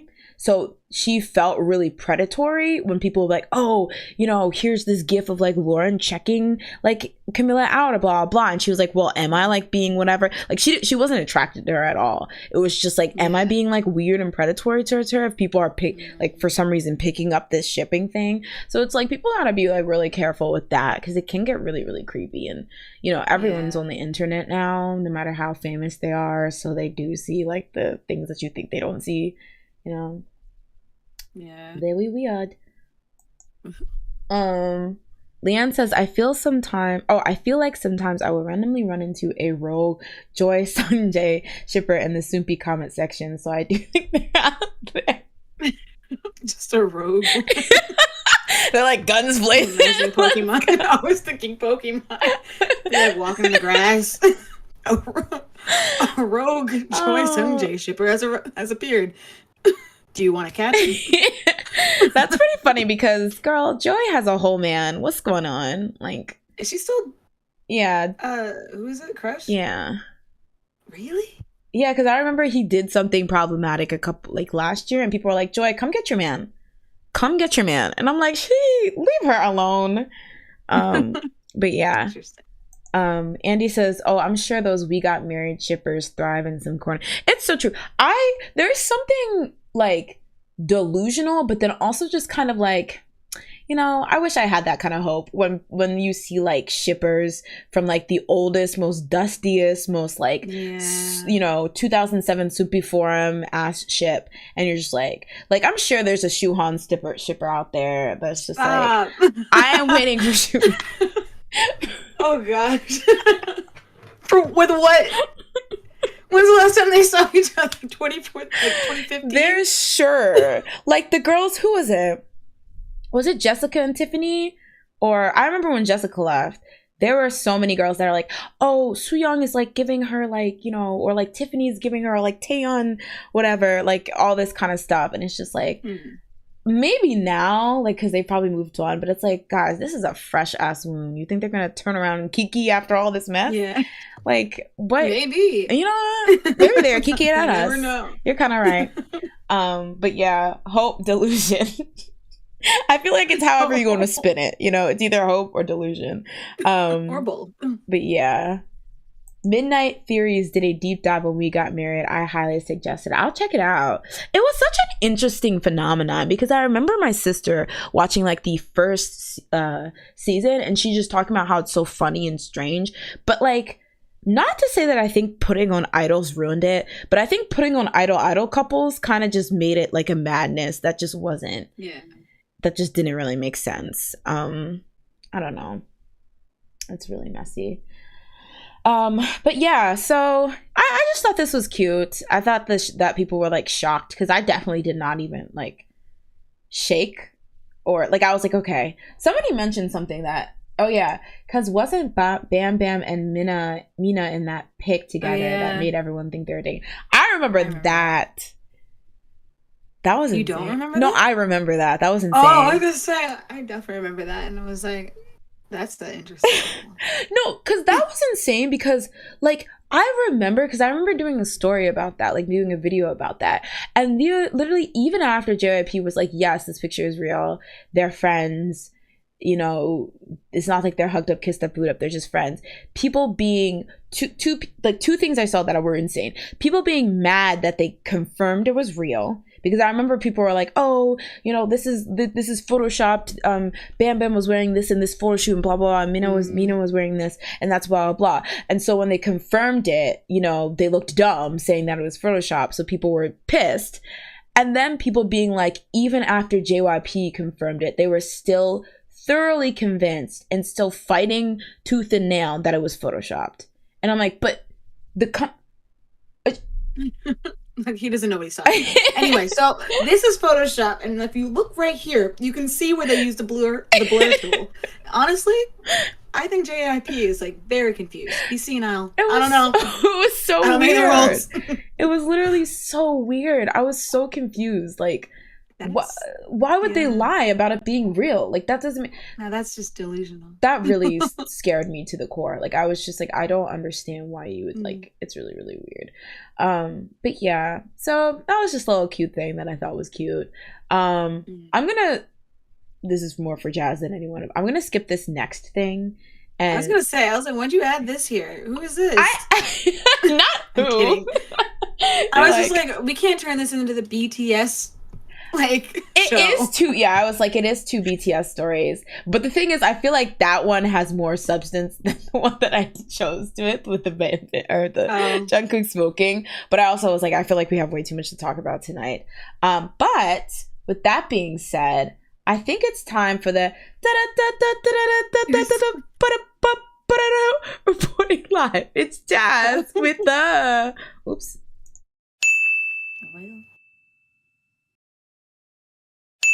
All right. Will Xiumin go home with an unemployed stamp today? Or will he actually provide for his family? We'll see, Jazz. Kai is actually giving him a job to do, which is just react. First, they watched Kai's video. He was one of the 3 people that actually looked like they wanted to be there. So I'm very proud of him. He was like out here, was like, "Ooh, look at you!" He was like giving reaction. Oh. What the? Not the egghead. What the heck? Where'd this go? I didn't give you this. This is not in the list of pictures. Listen, Xiumin snuck this in. I don't know. He's trying to. But sorry. Well, you know. So Xiumin also reacted. Well, they all did. They did like a what is it? A final evaluation or something, or an audition for Kai. And going back to it, I'm just seeing the compare and contrast, you know, so they get the different faces of Xiumin. I'm sorry for trying to make him look, you know, diverse. Anyway. Anyway, Xiumin was trying. Well, he channeled every one of us by saying that we love Kai. He was like in love with him. Every move that Kai did, it was obviously, you know, he was just. I think Xiumin said flirting with his movements. Oh yeah, and you know he was a little out of control for that one. This. I'm sorry. You do it for, like with the dramatic pause. How dare. I'm sorry, but anyway, Xiumin was out of control. He needed to be stopped. Yeah, he was trying to. I don't know what he was doing. He was trying to talk Kai out of his draws. I was like, enough. Enough is enough. Okay. He literally kept like, I don't know. He was just like. Just in love with him, which, you know, I don't blame him. What was that thing he said about his body? He was like, oh, he was like, you must. Was it? No, I think it was in this one when he was like, oh, no, I think it was in the other picture that you have. Oh, okay. This one? Yeah, you flirted with every move. Go back. Is it this one? No. Stop. No. I swear. I swear. You flirted with every No, move. Is it that was the the one one. you're talking He about? was like, have you had plastic surgery on your body by chance? Cringe. Yeah. And everyone was just like, shut up, Xiuminute. I was like, I thought you can't do Dio this. was about to strike him. I was like, no, not on camera. What is going on? It scared me. You had plastic surgery because you're perfect all over or something. I was just like, sir, nobody asked you Also, to say anything. Since in this like scenario that they were doing, it was supposed to be like if not jogging, Kai was like a trainee, like auditioning, and it was his last thing. This isn't appropriate. Yeah, I was gonna say, you are hitting on a potential trainee. Go to jail. The whole time he was just like, he's like, basically, get naked. You know, honestly, I don't know if you didn't get plastic surgery. I need to check myself. Like, Xiuminute need to calm down. I said time out. That was like in the video where they all reacted to Kai's new song Rover, and Kai was like, or no, Chanya was like, you should have just taken off your shirt. I was like, excuse me, he is not a piece of meat. How dare you? How dare you? Like, how dare you? But you should have done it, Kai. He's not wrong, but you shouldn't have said it.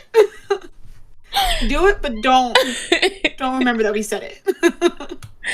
Oh God, a mess. But I will say, Kai, this has nothing to do with Xiuminute, but Kai is truly putting in work. Like, kudos to him. Honestly, he's everywhere, and he's literally responsible for like 9/8 of the video on EXO's channel right now. So like, well, he's literally keeping us fed. So I think it's just every time somebody comes back, they've been trying to at least do something as a group. Like even when Chen came back, they did like another thing together where they kind of like listened to his album. Oh. I feel like they did something else for Xiumin. They did the dance, right? They did his dance together. Yeah, they did the dance for him. But I feel like there was like a video. Like on the EXO channel? Yeah, I think it was either Xiumin. Did someone else come back? It was Chen. Kyungsecond came back, but he might as well not come back because he didn't do anything. Just kidding. Just kidding. I don't know what to say. I mean, I think he's coming back again this year, so maybe he'll do something.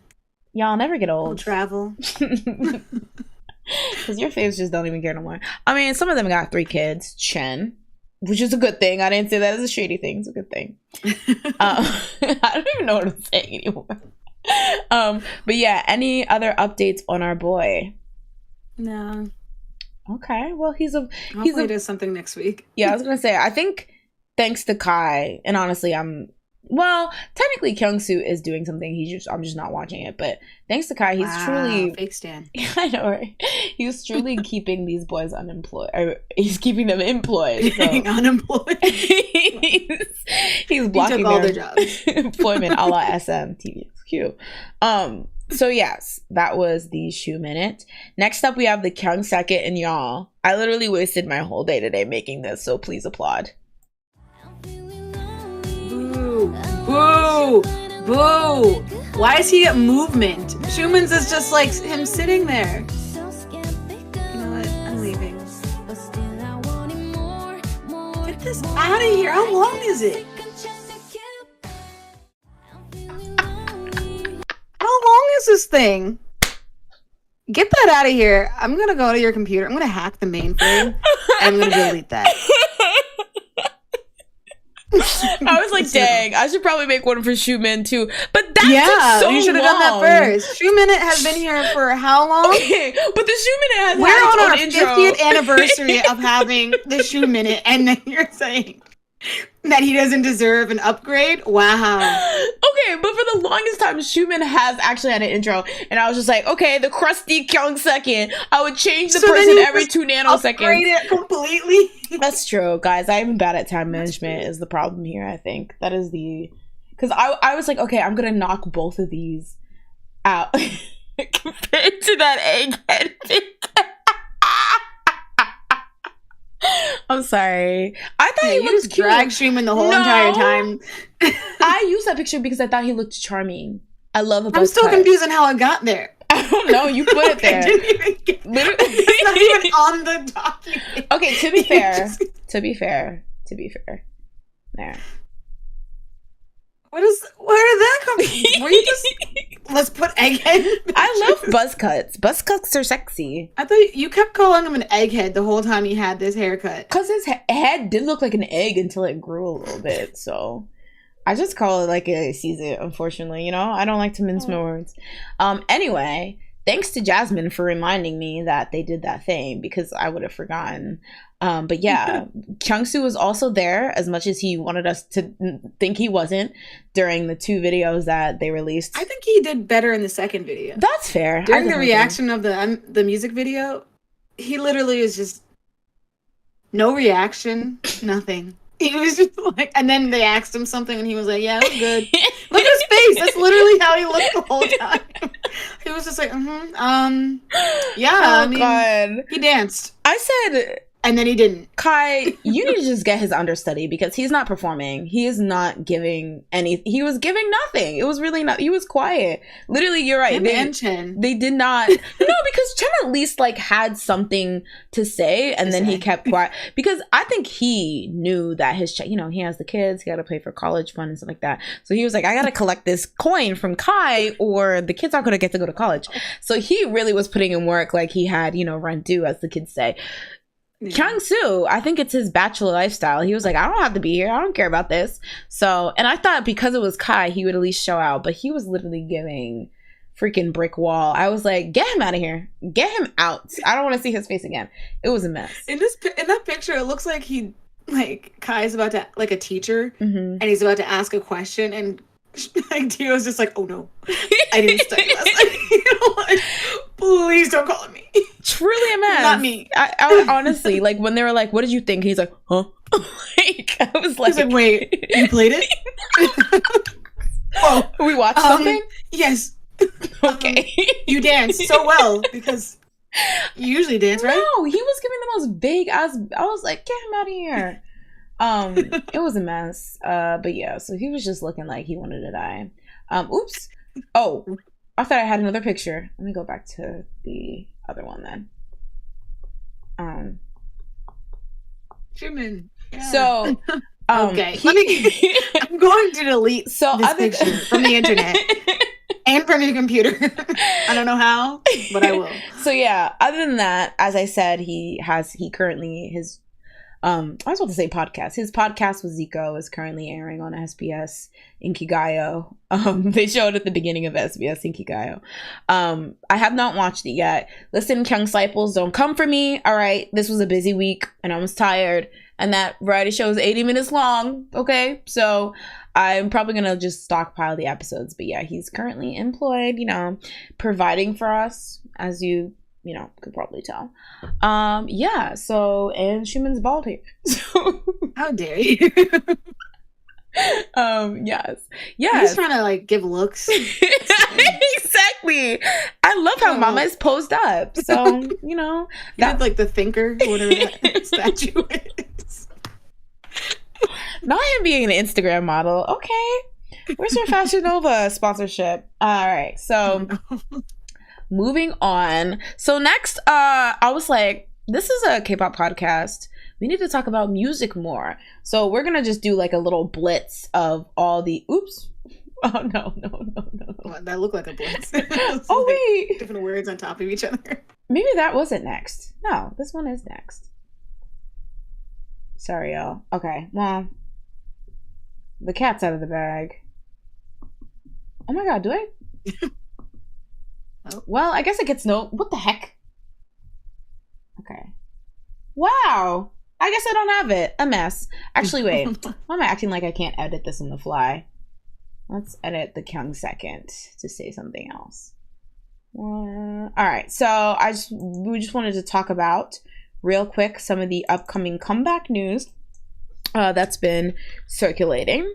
So first of all, we have Yeeun, and this is what I was talking about before when I asked if CLC is like officially disbanded, because there's news about former CLC member or just CLC member, Yeeun, preparing for a solo single called Strange Way to Love. So her company announced that it would be dropping on March 20th, which is tomorrow. No, it's Monday. Let me change the page. There we go. It's all tiny. What the heck? All right, let me begin this up a little bit. All right, so that was just exciting news. Did you have any particular anticipation for it, Jazz?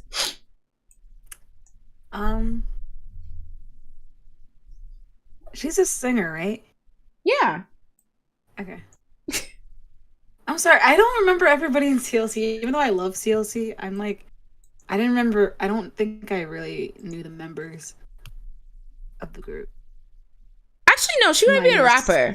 Y'all, we're fake. Oh my god, I have to look her up. Dang, I really am just not on my A's and Q's right now. Oh, well, I mean, I guess she does both. I don't know. I'm anticipating. She's the main rapper, right? Or no? I think so, because she was the one who did the red lips now. Which was iconic. Did she do the rap in black dress? I don't know. Is she the one that sounds like Kiana? Like oh yeah. I mean, I guess like has a cadence. Not yeah, like the nasal. Listen, CLC Seattleites, please don't come for me. I mean, it's not bad. It's just, similar. I noticed a lot of female rappers. Yeah, I was gonna say, I feel like a lot of them have like that cadence. So yeah.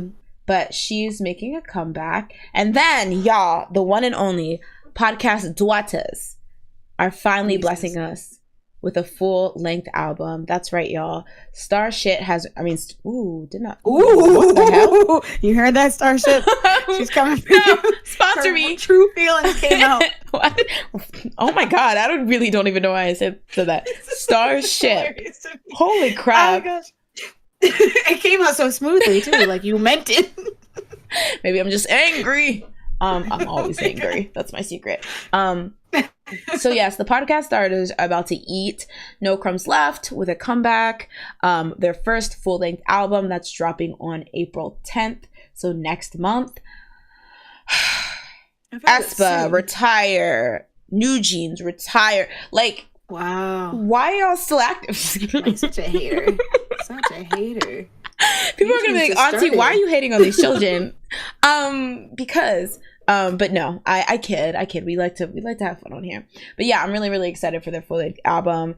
It's interesting because I definitely think they like technically dominated last year, but there were so many popular groups, like especially like New Jeans and like all these groups that have so much momentum that it's just like I really like, this is such a close race in terms of like who's going to be the twice of the fourth gen, or like the SNSD of the fourth gen. Like I feel like, not to say that around this time it was already set in stone for either of those generations, but it's really like a toss up. Like once you think, like I feel like we've had people say, oh, Aespa, they're it.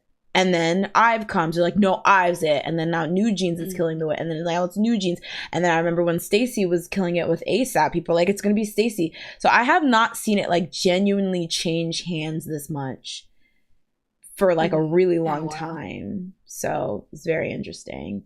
But either way, I'm super, super excited. Are you ready for IVE to dominate, Jazz? How dare you? As long as it's not that last song they did. How dare you? Do you hear that? What? There's like a honking. No. Guys in chat, do you hear that? There's like an annoying like honking. Okay, maybe you guys don't hear it. Is that in your house? No, it's like outside. Hold on for a second.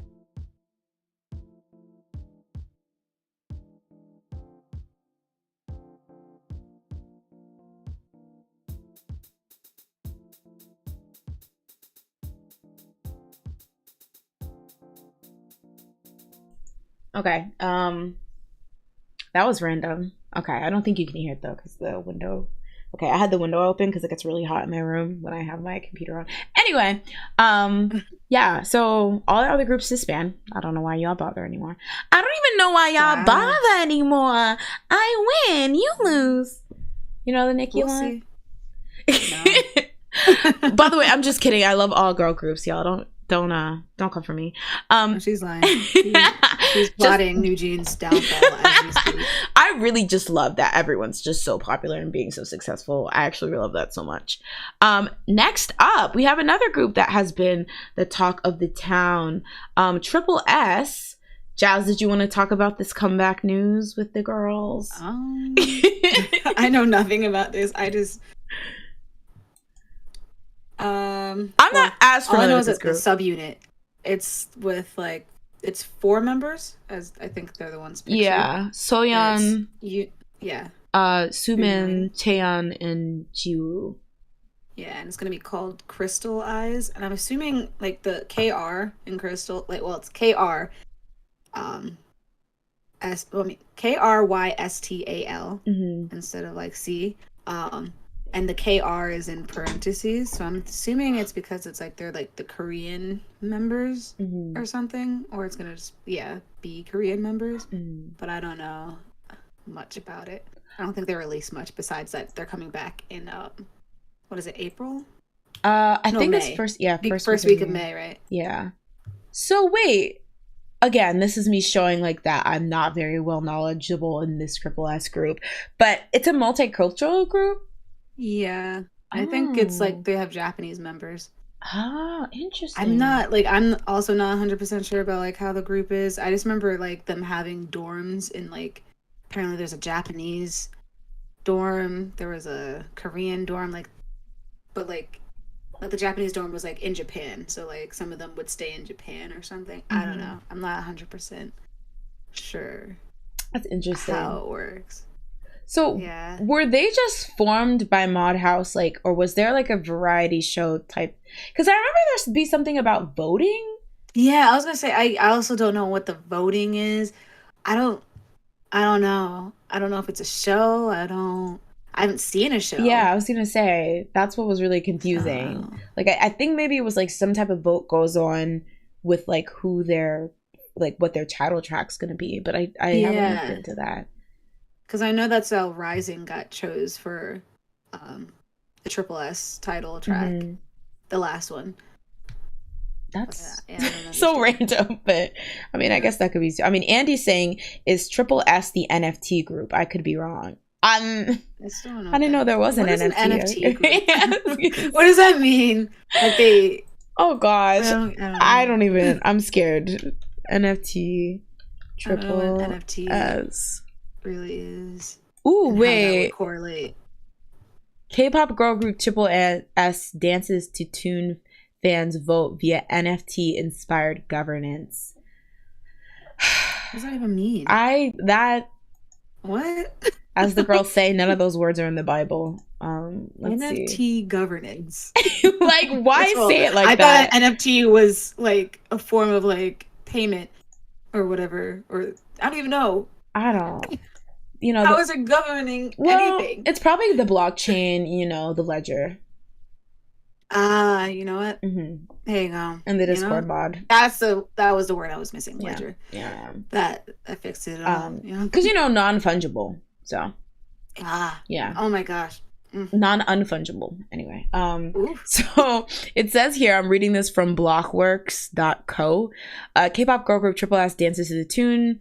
Fans vote via NFT inspired governance. The Korean pop music group allows fans to select which song titles make the cut in their latest album by using Polygon NFTs known as objects, spelled with a K, to collect voting tokens. It says here, K-pop girl group Triple S has launched its latest album using a non-fungible token governance process, leveraging the Polygon blockchain to curate select parts of its creative decisions for expectant fans. Fans had a say in determining the title track for the group's 8-track album Assemble via a voting event known as Gravity. What? Okay. According to a statement on Tuesday.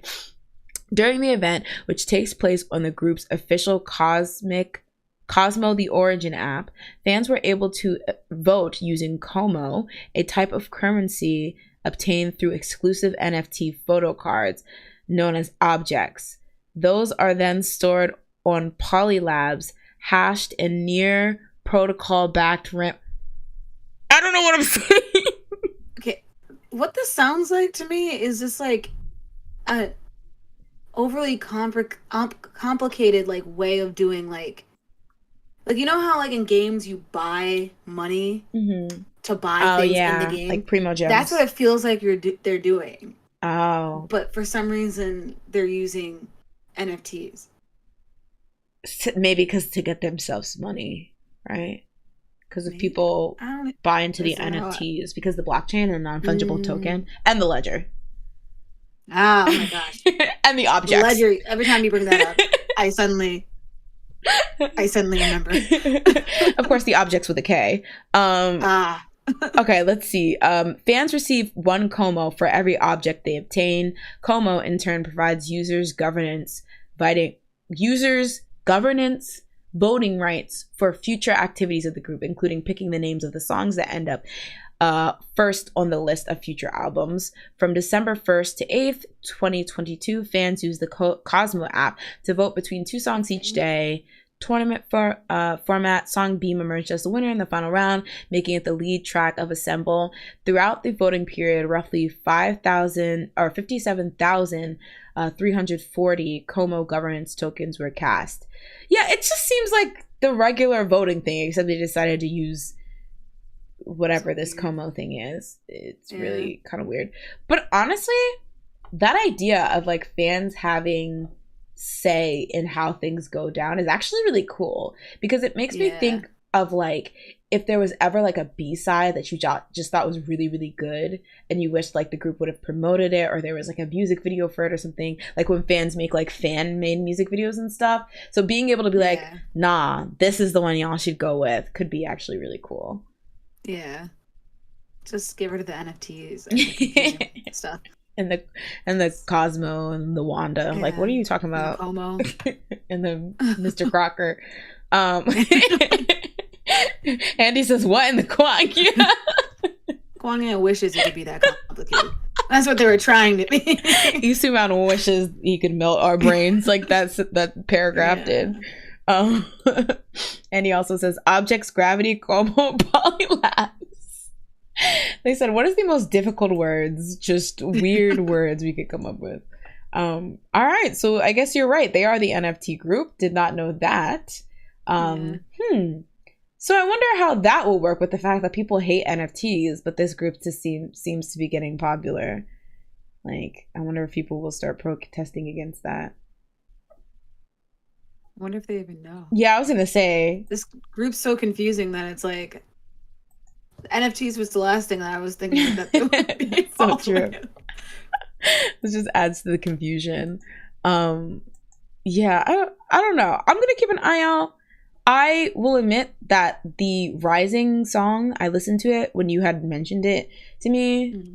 I mean, I thought the concept was really cute with the like sneaking out to go to like a concert or whatever. But actually, the song I didn't really care for too much. Oh really? So yeah. I love it. I think it's like the rap part. It's very catchy.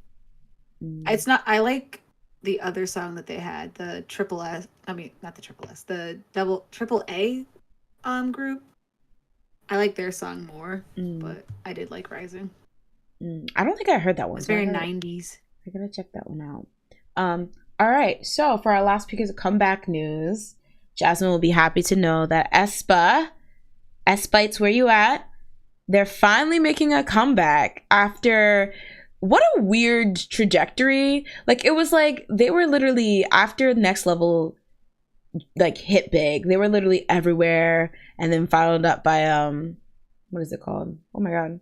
Savage. Yeah. And then it was just like, where y'all at? Like, it was like mum's the word. And from the article that was talking about this, it confirmed that this comeback, so for context for the actual news, according to an exclusive report from Star News, Aespa will be making their comeback in early May. Now, what's interesting as a fairly new group, a young group, the youngest in SM currently. Their comeback would mark 10 months since their last release, which was their second mini album, Girls, released in July 2020. I guess reading it's not that bad, but for a newer group, usually you're doing like multiple comebacks within like 6-month frames, and especially one that was so popular, you would think they would want to immediately, that made it seem really like was building momentum with the hits that they had. I feel like you would want to, and I feel like it doesn't help that I feel like, what was the lead track of Girls? Like, I feel like whatever they released as Girls, like it was Dreams Come True last year? Yeah. It was the beginning, it was end of 2021, beginning of 2022. Okay. Like it was during that, because SM kept doing, like they did like that SMCU album thing. Yeah. Or concert. Oh, okay. Because for some reason, this Girls mini album does not, like, I recently heard, I was just randomly listening to K-pop songs, and Girls, the song Girls came up, right? There's a song Girls, whatever the lead. Yeah. And I was like, why have I never heard this? Like, I feel like it, well, besides that.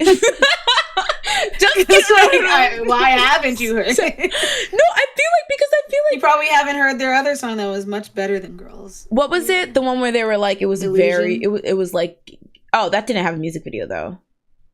Yeah, but it was a pre-release, which is crazy for it to not have a music video. That's crazy. I think, especially I don't know why they didn't do that.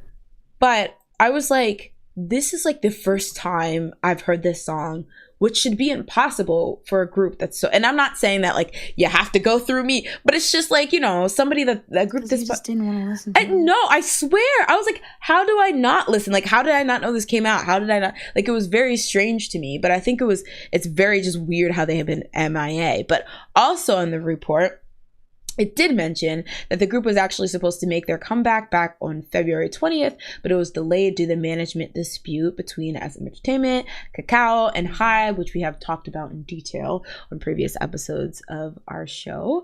But despite it was also delayed before that. That's what I was thinking, right? Because then they did, SM wanted to do the SMCU thing. So they're on that. Like they did that the Merry Christmas song with Red Velvet. They also did like the individual songs. Like, I think Winter was on a song with Taeyeon. Ning Ning was on a song with Wendy and Boa. So like they did that, and I think that pushed their date to February, and then February got pushed to April, and I think they are touring in April, so then I think that pushed it to May. Dang, that's crazy.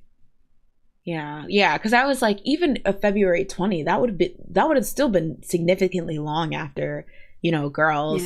But yeah, this is really interesting because they're coming back, and obviously, I hope nobody's getting the idea that I'm saying, oh, Aespa's flop, Aespa's not popular. They're obviously like immensely popular.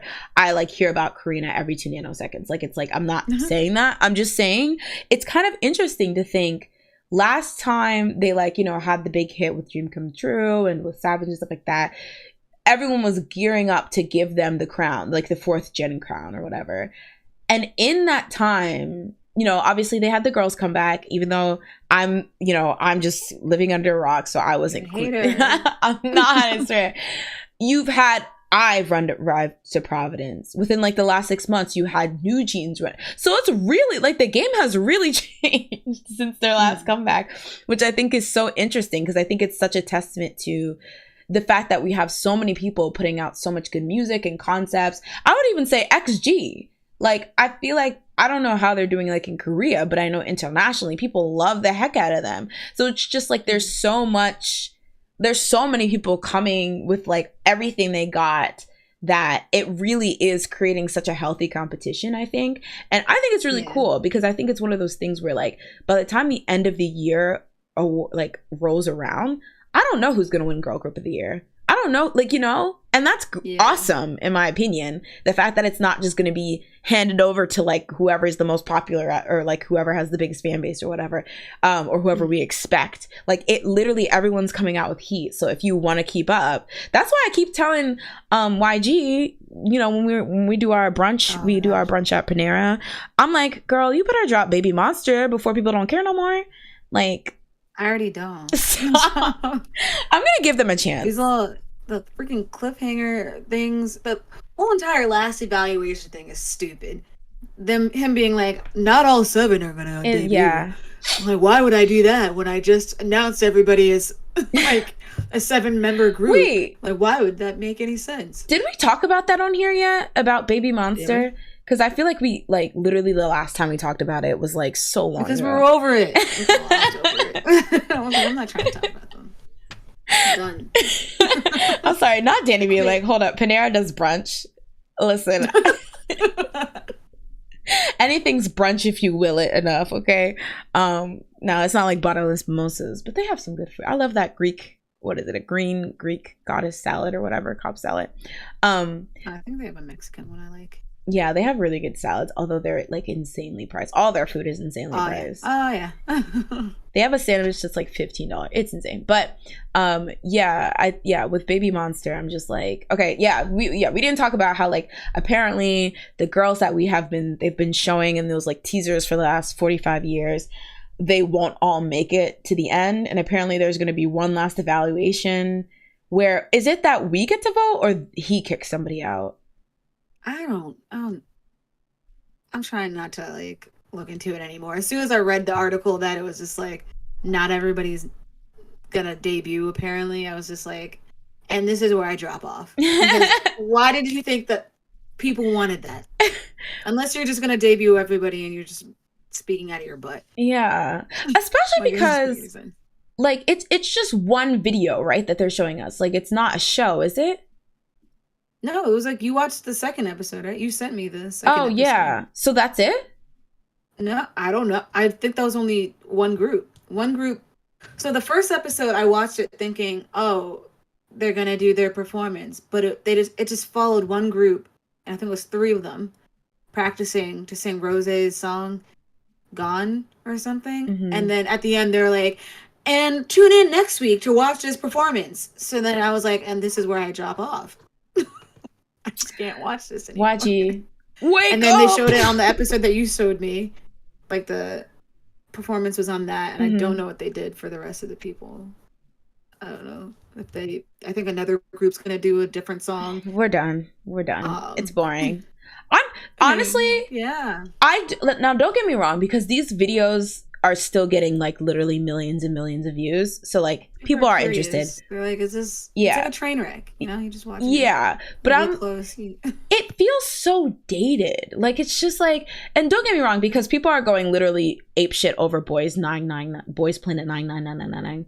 So it's like, I don't think as much as people want to say the audition show is dead or the audition whatever is dead, I don't think it is. But like, I don't know, knowing that they did this same shenanigans for like icon/winner, and I also think it's funny, it's like not all of them were a debut, unless the ones that get picked are the ones that you don't like, or vice versa. The ones that don't get picked are the exactly. Then you know he's gonna jump in there and be like, wait, hold on, I wanted Rika to be in this, so we will be putting her in, and all of you are now debuting. I made a mistake. Or like, he's just going to kick out somebody that he supposedly liked. Because it's like kind of like this double-edged sword where it's just like, that's cruel to go through all this like debuting these girls in these trailers to be like, and not all of them will make it or whatever. But then also, we don't know any of these girls well enough to vote like off of one performance. Like, I think that's why they did that whole entire thing where it's like you see their little song, they do they have a little clip thing where they kind of show off their personality, and then it's like they have a moment where they talk to their parents, and they're like, yeah, I miss you, and it's like, oh my gosh, I feel for this girl, she left not the Philippines, where is she from? I don't even know where some of them are from. Thailand, I think. I think some of them are from Thailand, like Lisa. Mm-hmm. And they'll just be like talking to their parents, like sad, because it's like, I miss home. It's my first birthday away from home. I mean, selling like I get it. Yeah, selling like a heartfelt story is like, you know, I feel like they do that on like all the producers and stuff like that as well. But it just seems like you're trying to cram all this into like such a short time, despite the fact that I feel like they've been teasing this for so long. So somehow it's so long and also not enough time. Like very weird. Very weird. Jumping in the chat, Andy says it's giving me Blackpink in their debut era with YG starving the fans and Aespa doesn't deserve. Oh, about Aespa. Yeah. Well, I feel like this is better than what Blackpink was giving. I don't know what Blackpink, like where they were, what was happening, but I feel like they were securing the bag. See Aespa doing things. That's like true. They did the SMCU thing. It's not like they just disappeared from the face of the world. Like they still upload videos of them doing stuff. So it's, to me, not as bad, but it is annoying. I can see the annoyance. Leanne says, wait, didn't they reveal all the trainees for Baby Monster, but not all of them debut? Yeah. Apparently, like, I want to I want to shade and be like, apparently YG thinks it's 2011, but you know, like I said, Boys Planet 999, people are literally eating that up. But it's just, I don't know, specifically from them, it just gives so tired. Like it's just tired. Yeah. I don't know. Andy says, honestly, I can't watch those Baby Mom vids because every time I see YG, I'm so just we don't want it. I'm surprised he's still there. Like in the company? Like I thought he left. And he's still out here making groups. Well, he's not the CEO anymore, right? I don't know what he is. I thought he was gone, so. Oh. No, I still think he's like involved. I just feel like he's not like, because probably like, he's like, I don't want them to, you know, investigate me or whatever, so let me just not be the CEO. But he's like all the way in the face of this whole entire thing. Every video I feel like is him being like, yeah, Ruka can dance like this and she can sing and whatever, Farida can do all this and like blah blah blah. And I'm like, why are you still talking? Nobody, like, why are you here? Like, aren't you supposed to be in jail or at home? I don't know, house arrest. Are you on parole or? Honestly, let you out. That's kind of true. Yeah, it's, I don't know. And yeah, that too, like, I don't know, like when I feel bad because again, the actual girls, like, I'm not I really hope people understand I'm not coming from there or whatever. This is all critique on like YG, like more as even as a company. When I was seeing like that first trailer and then they had like the other YG members being like, yeah, like this is like these are the best trainees and all that stuff, I was like, yawn, like in a way where it's just like, just show them, like stop this, like, okay, this is the thing, I love YG groups, like I was a 2NE1, I loved them, I loved like Winner, I loved, you know, I obviously am a big Blackpink fan and blah blah, but like I admit that they love a good propaganda hype up, like they love like hamming it up, and it's just like you like dang, the YG stands are gonna eat me up. I don't think, the thing is, Blackpink eats. Blackpink eats. Everyone loves Big Bang. Yeah, we know that. But I feel like the world doesn't stop for YG like it used to, but they're acting like it still does. And it's just like, huh? I said maybe they will eat you. I thought you were going to say something that they would probably agree with. I don't mean that as like a dig on any of the individual artists because they're popular, but I think that whole idea that like the world will stop because YG, it's a YG thing. I feel like there's so many groups, so many companies, so like, I think not to say that the big three aren't powerful because they're still powerful as hell, but I just think this idea that it's like we're gonna wait with bated breath until this company drops their thing. I feel like that's like not, people are dropping great groups every day, so it's just like just put your money where your mouth is, or be quiet, you know. Like just give us the music, give us the music video, give us the like the, you know, lineup. Like we don't need this fanfare and clownery, YG. It's just tiring. Like I'm so sorry. Yeah, if YG Leanne says if YG won't go to jail, I will for beating him up. Not Leanne throwing hands. No, you can't do that, Leanne. Thank you. We gotta keep you out the streets. Andy says, "Is the Boys Planet show the one with the ads like save your boy from flop?" Those Is that an ad?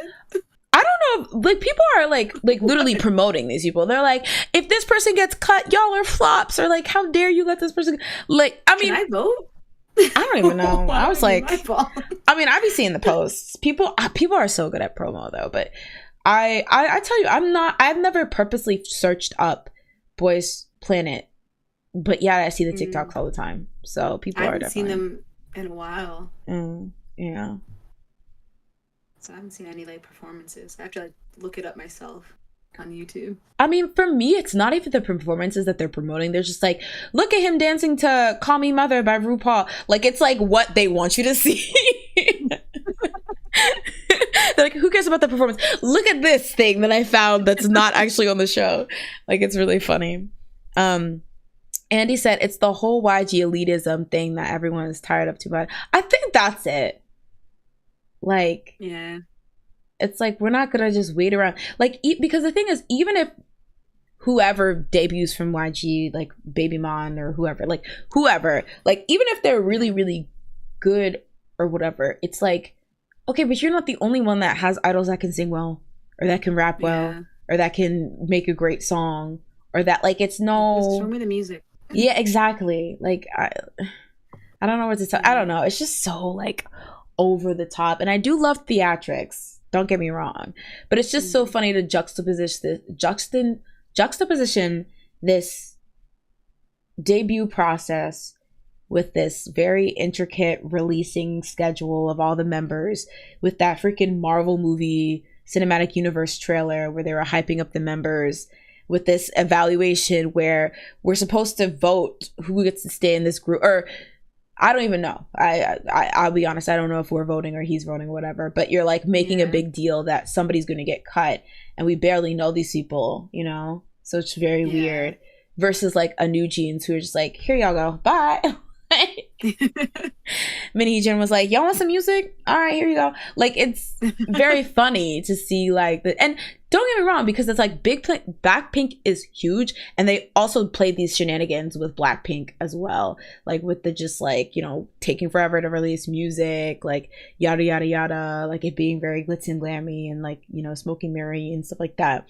But I don't know, I just think, I feel like people are tired because there's so many people releasing great music with great groups.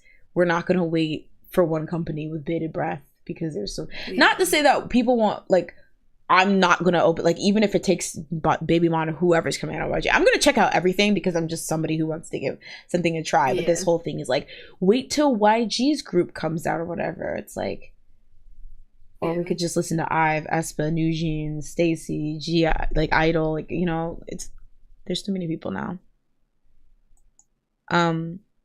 Jordy said, I agree, YG lost the impact that he had because he wanted to play games.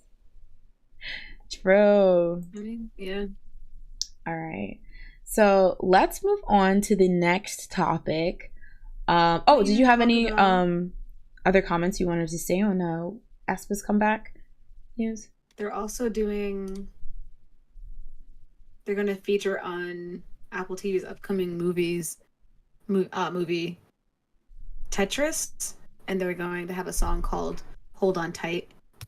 So I thought that was pretty interesting. So it's going to be featured on the actual album for that movie. Wait, are they going to be in it or just a song? It's just a song, but that's cool. I thought that was pretty interesting. Tetris? So. That sounds familiar. It didn't come out yet. Tetris is a game. But is it like, okay. But it's okay. I think it's based on the game. Oh, so it's a movie. Okay, yeah. It's a movie starring on Apple TV.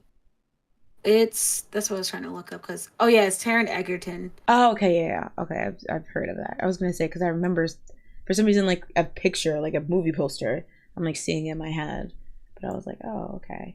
But that's cool. Okay, yeah, they have a really interesting like promotional stuff they've been doing. Like, as much as we thought that, like, you know, them being on that STEM float for the Macy's Day Parade, I feel like at least it's like very unique ways of like trying to promote and stuff, which is pretty cool. All right then. All right, so we're moving on to our next topic.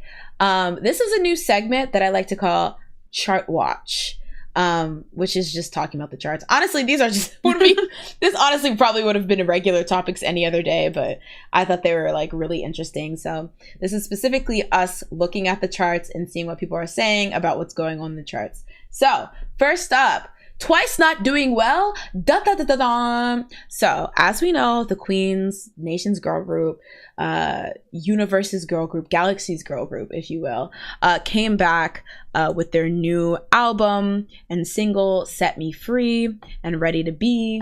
Switch that. But yeah, and so I was gagged. I was really excited. I really enjoyed the concept. I really enjoyed the song. I thought the album was pretty good. I'll say that there weren't many songs that I was like replaying, but single wise, I thought the single was fine. But apparently maybe people aren't feeling the same way. And many people are pointing out that they feel like Twice is underperforming from their usual standards with this comeback. And particularly, now I didn't know this, and this kind of had me a little gagged, but apparently after the release, this song debuted on the Melon charts at 83, which kind of shocked me. Now, again, Twice, they're icons. You can never take that away from me or whatever. But debuting it, like I could see like maybe, because people are excited for a Twice comeback, starting at like maybe like entering at like 20 and then maybe falling to 83. But I was actually kind of shocked that like it debuted so low. Like it gave me vibes that like, it's not like people being tired of them thing. It's like a promotional thing, because I feel like that's just people not knowing that it was coming out, right? I don't know. Maybe I'm being a delusional once. But anyway, it debuted at 83 and then it pretty swiftly fell out the top 100. Now, I'm not a chart girly like I used to be, so I don't know what people usually look at in terms of measures. Like I know that it's not just Melon, like there's other charts. If you want to have like a pack, you have to look at like the plate, like pack or cack or whatever. You have to look at their place, like the song's placement in multiple charts. So I know there's multiple things that people look at, and obviously physically they're slaying. I think in their first week they sold over 650k copies of their album on the Hanta charts. So it's like, obviously people, they still have their fans. People still, care about them. Their music videos getting millions of views. Their performances are getting millions of views. Their fans are happy. But I did start looking into these articles that were talking about, I feel like they're not performing as well. And a lot of people are saying that this song just wasn't very good this time. That it's not necessarily anything to do with Twice themselves, but it's just that this song was kind of boring. Now, you were somebody who didn't really care for the song that much. You rated it decently high. I think you gave it a 6.5 last time, but you weren't like amazed by it. But so when it comes to this reception, are you like, oh, this makes sense? Or are you like, dang, this is kind of strange?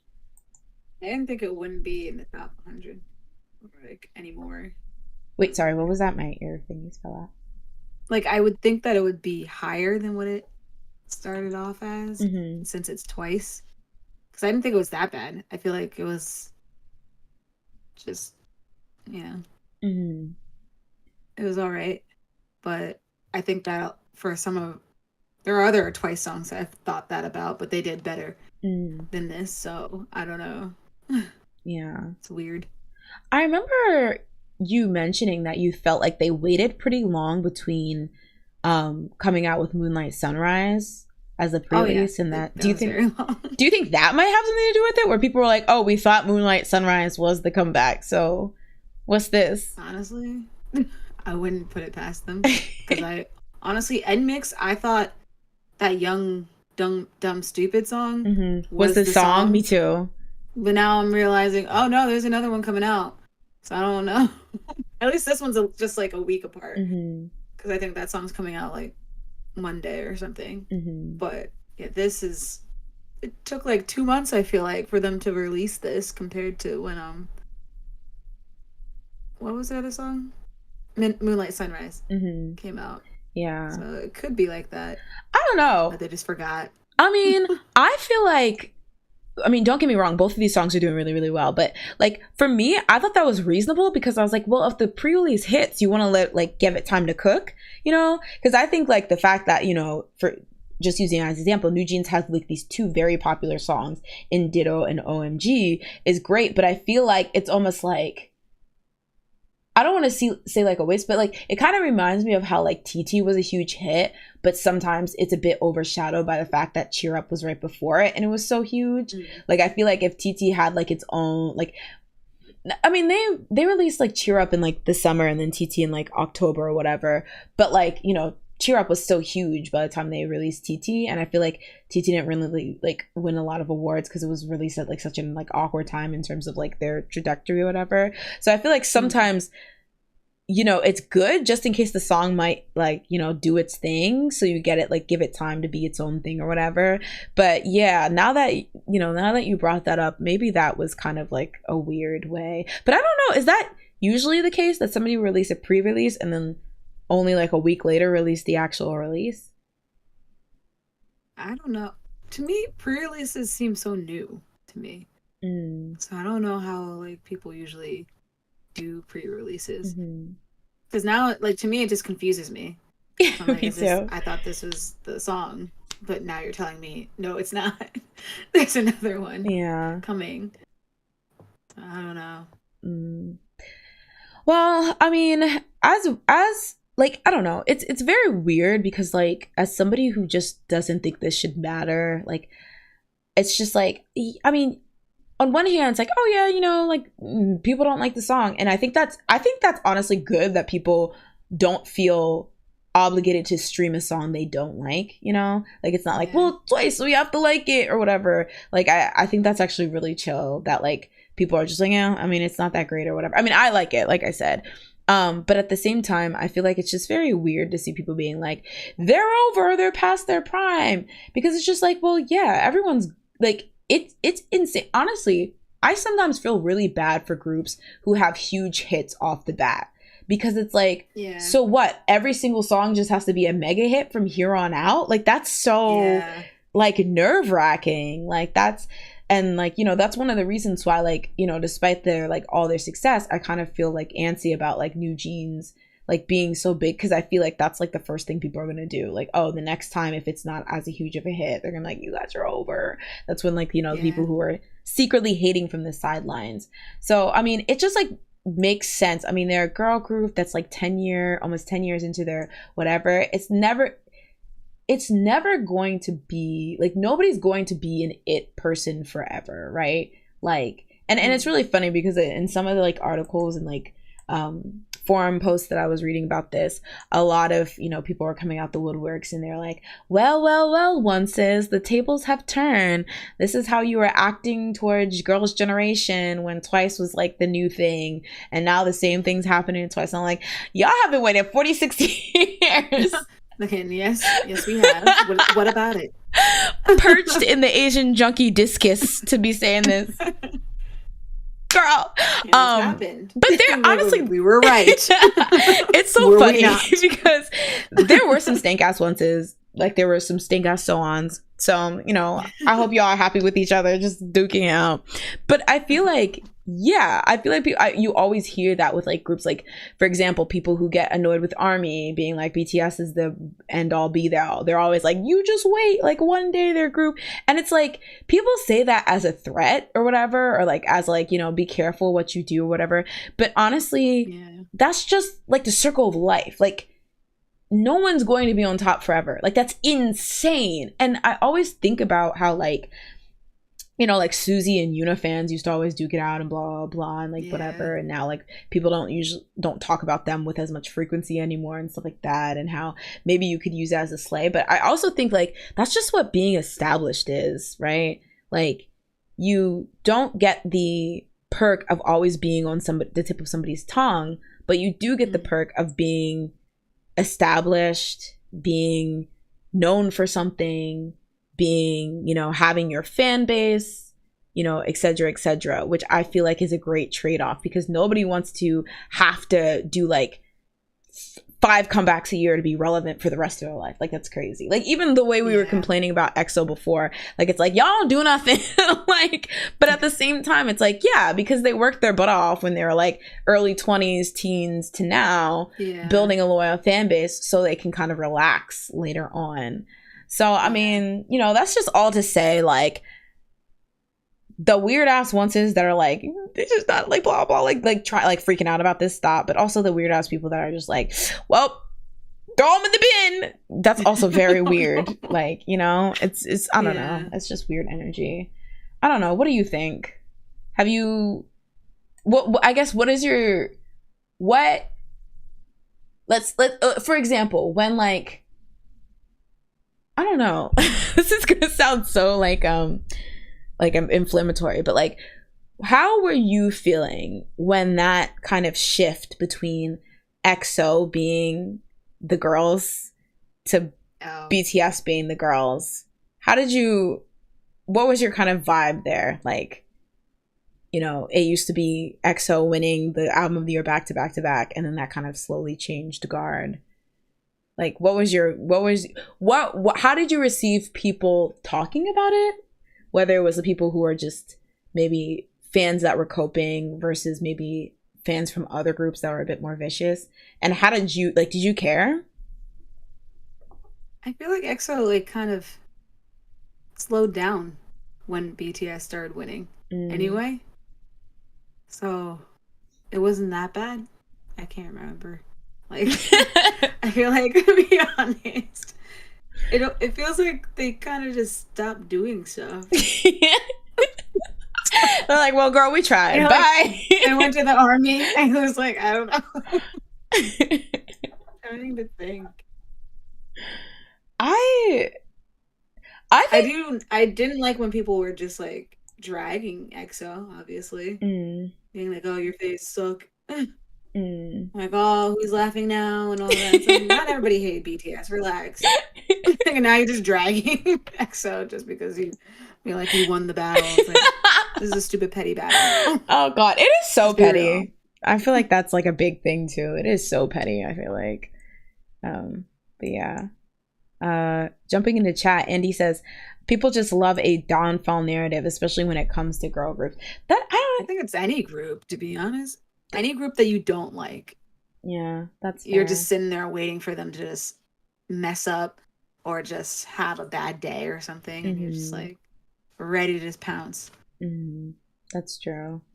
I mean, I don't know. It's such a weird thing because I do think a lot of fans are a bit like too much a lot of the times when they're just like, yeah, like my group is the group, like my group dethroned your group, blah blah and stuff. So like that, what is it, Schadenfreude or whatever, like I guess like, that makes sense. But at the same time, first of all, like, I don't know, people need to sometimes be less parasocial with their faves on both ends, like whether it's like loving them too much or hating another group too much. I feel like that's also a parasocial relationship, just like a negative one or whatever. So it's like, stop putting so much stake into like the success of groups you're not in and stuff like that. But yeah, at the same time, it's just kind of, I don't know, it's kind of weird because I don't like when people, like, for example, you were like talking about how like, oh, New Jeans fans are giving ARMY and that they're like acting like, oh yeah, they invented everything or whatever. Like I like, on one hand, I'm like, they can have their fun. I feel like everyone, every generation thinks their group is the group to end it or whatever. But I also think it's just weird because it's like, I mean, again, a lot of these people are very young, so they literally might have not been around when like insert group that came before you was literally saying the same thing, and then lo and behold, now they're also not having the hits all the time, or maybe not being super relevant all the time, or being the talk of the town. So it kind of makes you laugh, like, why do you think that this second one just repeat? Like, why do you? And again, I feel like everyone wants to think and is free to believe the group that's special to them is the group that's special to everyone. And there's definitely certain things that these groups have done that other people haven't, and that's like their legacy, and nobody can take that back from them. But it's just like, yeah, the cycle's gonna get you, like, what comes up must come down, yada yada yada. So it's just to be expected that like one day will be the last day your group charts at number one, or like, you know, one day will be the last time, you know, your group's comeback is the world stops for it or whatever, you know. So yeah. Andy says, and the same thing will happen to all these fourth gen groups someday. It's just a cycle. Yeah. Which again, like, I'm not trying to like nag or scold anyone into like be crazy. Think your group is like literally like, you know, that I think it's really funny when fans are just like, oh yeah, you know, did you know nobody sang before my group came around? Like, did you know dancing was invented the day my fave? Like, it's just, as long as they're not being disrespectful. Like, I don't care about the hyper bragging as long as they're not being disrespectful. Like, the people that are just like, every time they're talking about their fave, they have to mention another group. It's like, okay, that's just annoying. But if you want to be like, oh yeah, my group created rap, like, you know. No, I'm sorry. if you're gonna start saying stuff like that, that's when it's like you're just being ignorant, and I don't like that. And then like when nobody corrects them, that's what annoys me. When they're just sitting there rotting in their own like thoughts of like incorrectness. I'm just like, why is no one saying anything is wrong with this? I'm not gonna do it. I'm just gonna like look at it and be like, what is this? I'm hoping one of the fans in this fandom will be like, wait, hold on, what are you saying? They didn't do that. You do know there was another group that created rap, right? Or whatever. You can't possibly think this is true, right? Yeah. I mean, I think when there's enough hyperbole in it, I'm like, okay, obviously they're like just like whatever, like that's their fave, so obviously they're gonna go up for them. But sometimes it does turn into like weirdly heated, like just weirdly stuff. And I think what's really funny is just being somebody who's been around in the K-pop streets so long, seeing people. Now that they, like what you were saying, now that there's no one to correct them, they're allowed to craft the narrative. And so they tell these new K-pop fans stuff that's just like, what are you even talking about? That's like, what I'm like. That's like, what are we doing? We're causing damage. Someone correct these people. And once again, it's not going to be me. You're just in the rafters like, put my name on anything. Somebody better do right by this narrative. Exactly. All right, so moving on, I did want to talk about kind of like a tale of two cities type thing. On the other hand, while we have maybe some not so as positive news by Twice, we also have some really great positive news for StayC. So StayC released the song Teddy Bear last month. Your favorite song. I'll be very open. I don't love this song.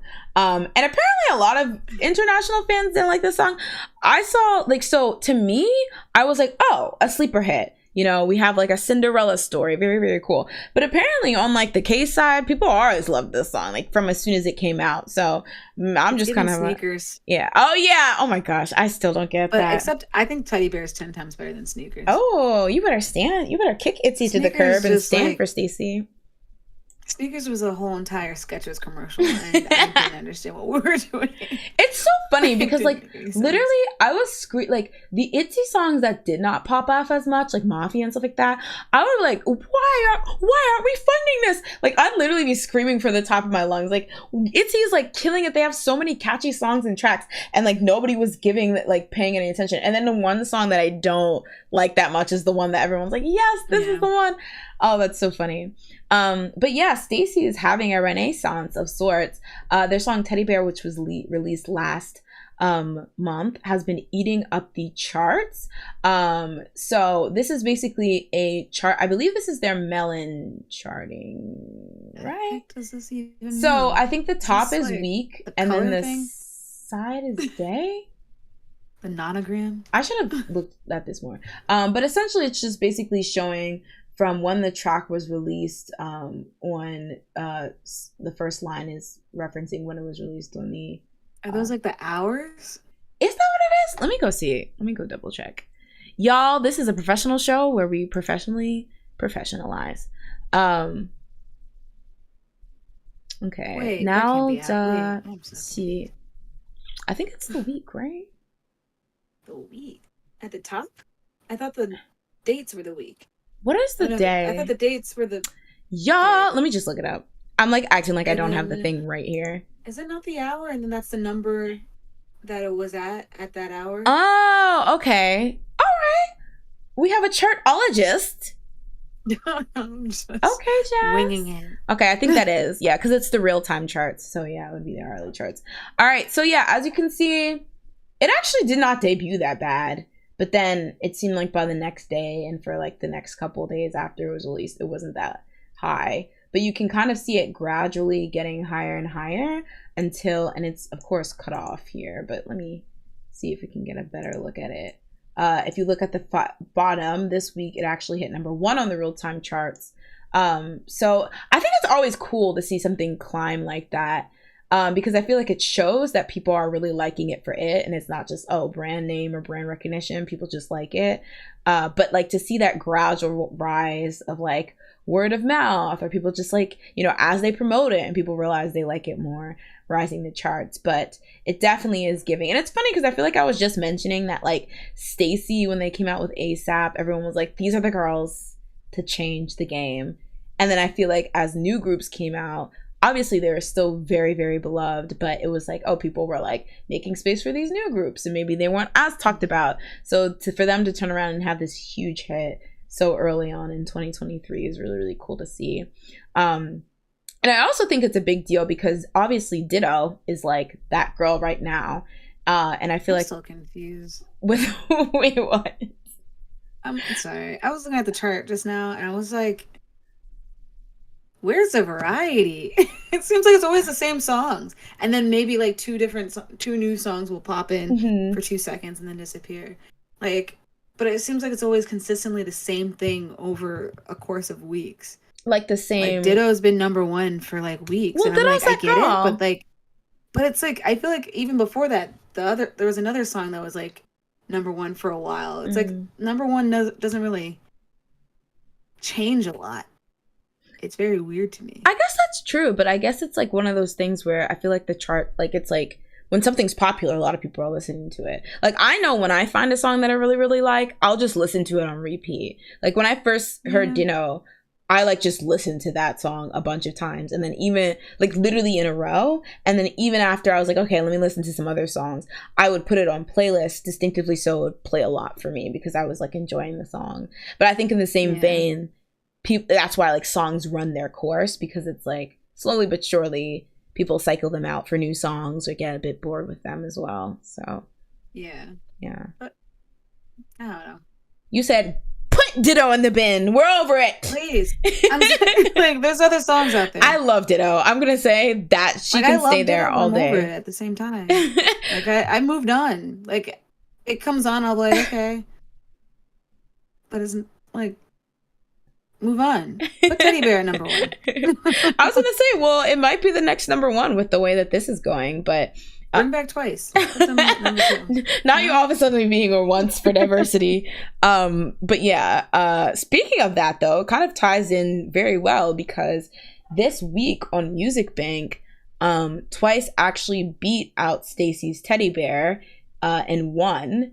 And so just for clarification, the points in order that we're seeing here is digital points, broadcast points, Kpop fan vote, physical, and then SNS. So as you can see, Twice actually dominated in physical. Oh, that's kind of interesting. For the Kpop fan vote, they were kind of almost neck and neck. I don't know, for some reason I feel like Twice would dominate in that too, but I guess it depends. And then broadcast points, they have a lot more points, but I guess broadcast points is just people playing. Is it people playing your song, or is it you showing up on like KBS shows? I thought it was the latter. Oh, well, either way, Twice, it makes sense because they just came back. Is that? I guess so, yeah. But then a lot of people were like, oh, digitally though, they dominated StayC dominated there. And so it was kind of interesting. And I saw a comment, it was like one of those Panchoa comments where somebody was like, oh, it's like Twice is a boy group where they're the reason why they're winning. Well, actually, I feel like you could say they're winning multitudes, but obviously their biggest category and the one that's farthest from what StayC got were the physical. And a lot of people will always get mad at boy groups when they don't have like a popular single, but because they sell a lot physically, still like win these like shows and stuff. So it was weird seeing that for like twice, people being like, oh, they only won because whatever. Is that the only reason? They still had the broadcast points. Other vote. Yeah. Well, the thing is with broadcast points, I remember people were mad because they were like, oh, well, broadcast points are manipulated because it's like if you don't get invited on or whatever, then how are you supposed to get the broadcast points or whatever? Oh, yeah. This picture, that means that they weren't there, right? Oh, I guess not. I don't get broadcast points, and I never would. Yeah, oh yeah, they definitely weren't there. But so I guess that diminished their points. Yeah, but it's just like music shows music smell. I feel like with the way things are going, they're probably going to eventually, win in somewhere. If they, I think they've already actually won. But or did they? No, maybe I'm thinking about something else. Yeah. But I think a lot of people were also congratulating Twice and just be like, yeah, we love Twice or whatever. But yeah, I thought that was interesting with two people who are having songs that are very being perceived very differently. For them to come to a head like this, I found it interesting. Any comments in chat? The revisionist history, yeah. StayC, my girl, StayC girl is going down. Yeah, I'm really, really happy for them. I was, as soon as I heard ASAP, I was on it. So as soon as you heard Teddy Bear, you're like, I mean, that's see, you jumped off it. That's how you know I'm not a hater, because even though I don't like the song, I'm still happy for them. See, y'all, get like me. All right, so for our last music segment of the day, we are going to talk about two. That's so interesting that these two are coming back around the same time. And like dancers. Yeah. And weren't they homegirls for a second? Wasn't that a thing? I think so. I think they're friends.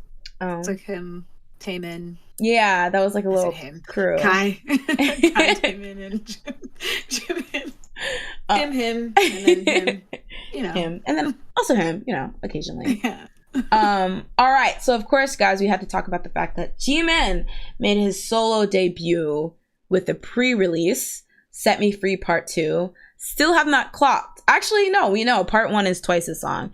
The fact that he had the audacity to come out with this song when they know that Twice is already coming out. Maybe people will get confused and accidentally stream Twice, and then they can get a little bit of residual kickbacks. And they're like, wait a minute, I kind of like this.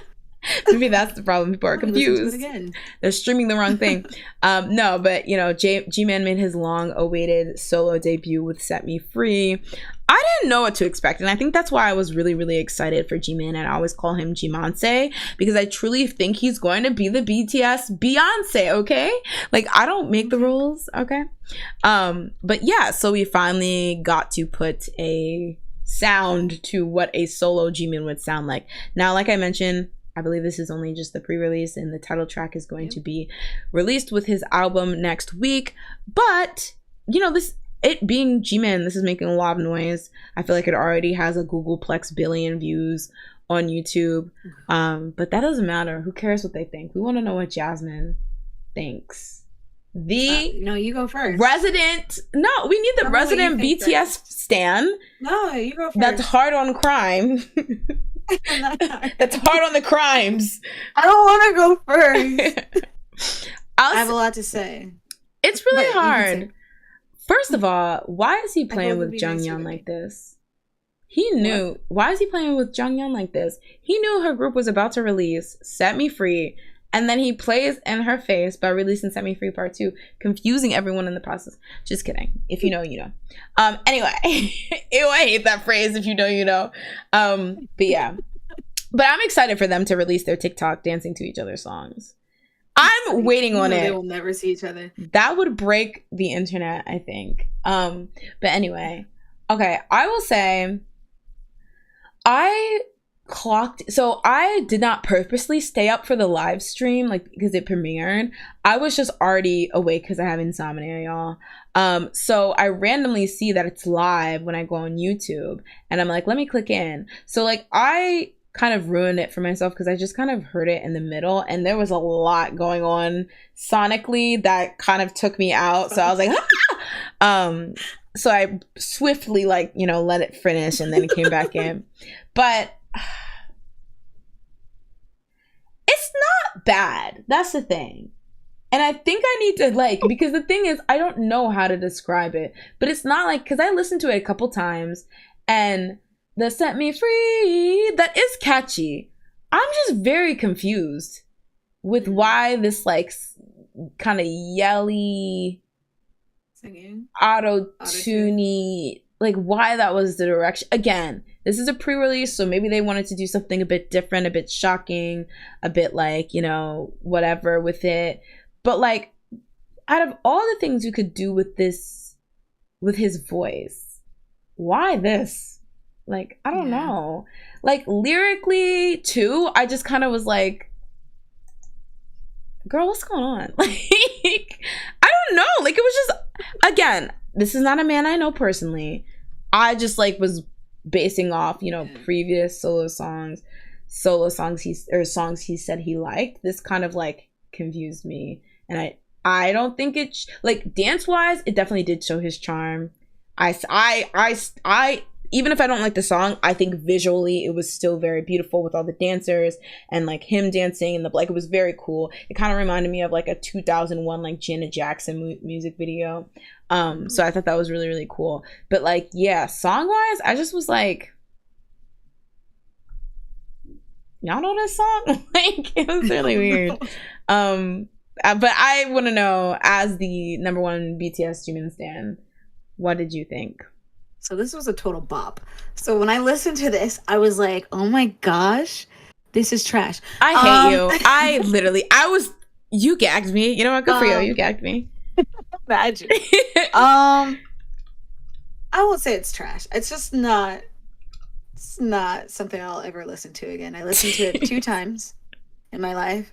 The first 2 times I watched it, I never saw the music video. I kind of like forgot to look at the music video. And so when I watched the music video, I watched it with no sound the 3rd time. So I didn't have to hear the song again. I thought the dancing was good. I think like when it first started, I was like, ooh, this is going to sound epic. I thought, like, wow. I was like, this instrumental, the choir in there. I was like, this is, prove me wrong, Jimin. Like, do it. And then the auto-tune came in and I was like, oh, no. And then the second verse came in and I was like, oh, no. And then he kept saying, set me free. And I was just like, please stop. I don't like the repetitiveness. I'm hoping it's not what the rest of the album sounds like. Yeah, like, it's different for him. I'll give him that. Yeah. To me, not a good different. Maybe I know there's people that do like it, so I won't like knock them for liking it, but like for me, the auto-tune was just too strong. It was not used correctly. I know people will be like, people use auto-tune and people like that. For me, you have to use it properly. T-Pain, he used it properly. Cher, she used it properly. Not beckoning all the way back to Cher. Jimin came out here and he just was like, put all the auto-tune on me. Everything that you can find, every auto-tune product that you can use it right now on this voice.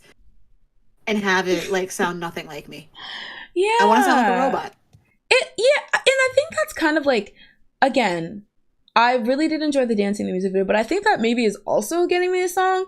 Like with the song, I was like, anyone really could have sang this. Like, even aside from the fact that the auto-tune, like, you know, auto-tuned his voice to be just like, I mean, there was definitely some Jimin-isms in there and stuff like that. Like, I could tell it was Jimin, but it was just like, yeah, anyone. But I think the song-wise, I just was like, what is this even about?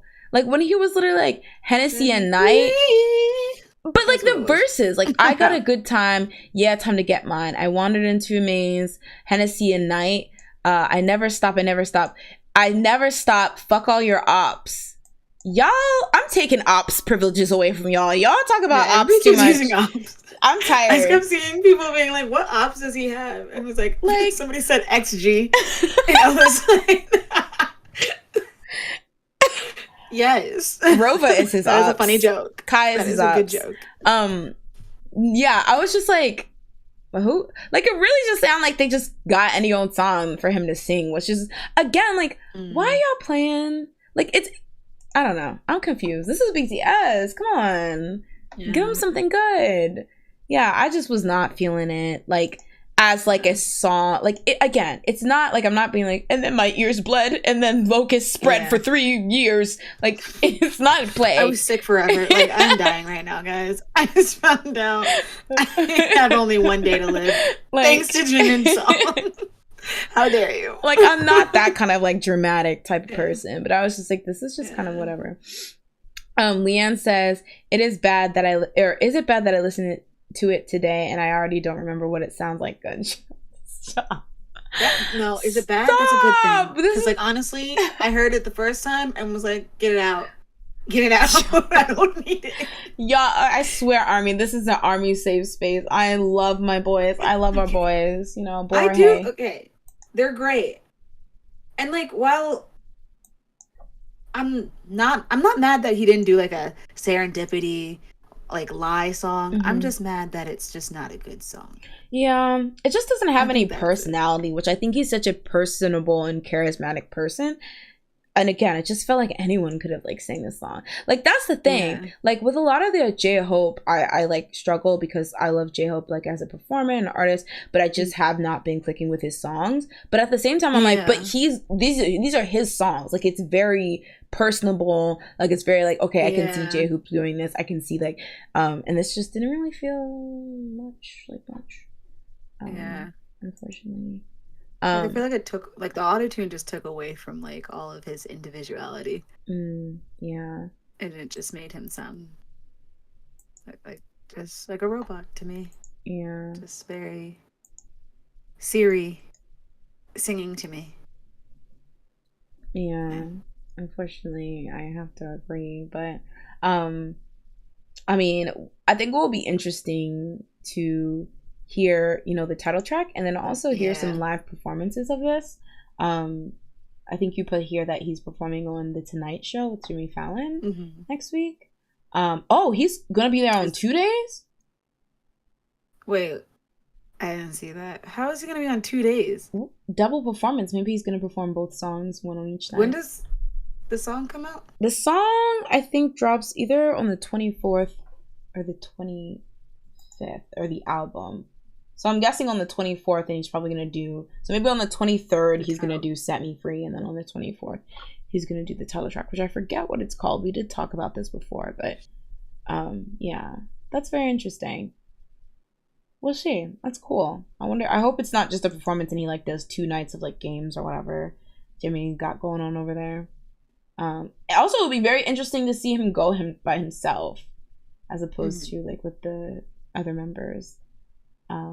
But yeah, so I'm gonna switch it up this time, and instead of doing a vote, we're actually gonna go to the next song, and then we'll do something interesting with both of them as opposed to voting them individual. So the next song that was actually released last week is Kai's Rover. So this is Kai's 3rd solo album, I believe. Yeah. And who would have ever guessed that Kai was gonna have the best solo career out of all the girlies in them? Wow. Like, I mean, not that anything for it, but Kyungsecond, I'm looking at you. Over Baekhyun? Oh yeah, let me stop. Yeah, that's true. It's the Army that's throwing me off because he was quiet for a while, but he's gonna come back. I actually do quite like his solo stuff, but it's just so funny because a lot of like I was listening to the album and I was just like, this is so good. Like, this is exactly the type, like, every genre he hits so perfectly. And he also had a song that was very Set Me Free-esque. I forget what it was called, where he was like yelling and barking, and I was like, but why do I like this one? What did you do to me, Kai? Was it as much auto-tune? I don't think it was as much, but it was definitely like trying to fit into what like current rap trends, which can be. I think like rap, like it's just the amount of autotune can like really make or break a song. And if you do just a little too much, it can just throw off a song. You have to do it just right, and then it'll be like, all right, it's not too bad. Yeah. I can deal. See, that's why when these girlies tried to play in T-Pain's face and trying to make him feel bad for using auto-tune, it's like Which was so weird. Yeah. He's using it correctly, okay? I wish you could. And he can sing. Exactly. And he showed you he could sing. Exactly. A mess. But yeah. But anyway, that being said, Rover. I loved this. I'm sorry. I'm coming over. Jong and Yankee. Mr. Rover. Gasolina. He ate every single corner of this. It was a feast. Not only did he look good, but it was catchy. And I love the dance. Yeah, the dance is so good. I really like it. And he got everyone and their mama doing it on TikTok. I said, yes, you better promote, sir. But yeah, the dance is really, really good. He looked good. Fun music video. And that's so crazy that he can just sing. I don't know, for the longest time, I thought he was one of those people that they made a rapper because they can't sing. I thought he was a catfish. Yeah, I thought he was a catfish. I still remember history. Yeah, I was going to say, they done catfish he sang for 2 seconds and you're like, yes, Kai, get it. And then he never sang again. Exactly. Until 2015. And then you were like, oh yeah, you did sing before. But you didn't sound like that. So they mixed his voice with Drew Seeley, like they did. Like, Drew Seeley, you gotta learn Korean. We need your skills. One more time. He's like, dang it, I retired from this gig. I don't do this anymore. It's like, come on, Drew, we need you. Like, they put said, up the Drew Seeley bat symbol. Right. I don't know what to do. I'm just here to mix my voice and go to bed. But yeah, I thought this was really, really good. It was really, really fun. I will still say I think it's a waste to release it so early. I definitely think this is a summer vibe. But hopefully... Yeah, I agree with you now. Hopefully they can pull the popularity all the way into the summer and then it'll just really, really pop off. But yeah, every time... I do want to say, why aren't we shaking ass? And I don't mean that as in a shake that ass, in a Chanyel type of way. But I mean it in a... there's Mr. Rover and they do the stomp, but I'm like, why are we taking the doing a little what do I have? What do I have to be shaking? Let's be real. I'm very svelte. I am slim. Not you coming for his figure. Xiuminute would never. I know my strengths. That's what I don't have anything back there to be doing all that at least. I have enough to sit down for a cushion, and that is it. You don't actually have to have something bouncing. It's just the thoughts, the motion of the little Raven Simone pancake thing. But I was just like, what? It's like you're halfway there with the stomp. It's just take it around. Oh, but I like the choreo, though. Around town. I like the choreo, but this is definitely a one for me. Fun, sexy, catchy. I give it a 10 out of 10. Okay. Yeah. There was one scene though that he literally looked like the Thelma and Louise thing. Did you put it? Yeah, I think I did. Literally, this man came in looking for an ID with this little. I was like, what 80s lady lady in hiding are you? What? What is that? And then no shirt. I was like, what is going on with this outfit? No, you got girls dancing around you, trying to get an ID. Sir, you're already caught. What is that? This was so funny. This outfit did have me gagged. I was like, okay, auntie going to church, let's go. I was like, what? Who put together this number? But literally, he looks like the Thelma and Louise girl. As soon as I saw him in that video, I was like, isn't that? I've seen a still from this movie, and she looks exactly like maybe that was dressed just. Yeah, I was gonna say maybe that's the inspiration. It has to be. Did you see the picture I put? I was like, that is literally the outfit. I should have gotten that picture. Yeah, that's pretty funny. Yeah, hold on, let me see. Oh, well, I got the scarf on. I'm like, I'm confused. The glasses. He had, including this look though, he had some pretty good looks in this music video. Oh yeah, he had some good looks, but that one was not it. It was just funny look. It looks kind of crazy here. Let me move this one. Okay, that's just the one. But yeah, this was good. The one Mr. Rover. And then he had the audacity to try to upstage Miss Mom when he did that. He did the Set Me Free dance with Momo. And he was trying to eat her up. I was like, let her breathe. Okay? I think she tried to eat him up when she did his dance. So, you know, it's fair game. Yeah, but, you know, I'm trying to be out here for twice. You know, they need me more than ever right now. So, but yeah, I really hope people need to, you know, pay attention to this. People should be funding this. I think it's already funded. Like, I already have enough money to fund it. Otherwise, it would not exist. Listen, I just don't want it to pass over because this is like a really fun song. Like, I hope at least within the K-pop-y circle that, you know, people pay it together. All right, so you've probably guessed what I was gonna do. This is our first inaugural this versus that knockout. Instead of my usual voting whether something's a flop or bop, I am going to have a vote. Which one did we enjoy better, Rover or Set Me Free? Now, I'm realizing currently as I'm saying this is very unfair because technically Set Me Free is like a pre-release. Sorry, Set Me Free Part 2. It's a pre-release while this is an actual like release. But, you know, just because something's a pre-release doesn't mean it was bad or anything like that. It doesn't mean it's inherently bad or inherently worse or inherently less efforts put into it. So I'm going to ask you, chat, which song is the bop of the week? Call up your aunties. I don't know if we need a vote, but like, you know, what people might surprise you. You never know. Kai, Rover, or Jimin? Mr.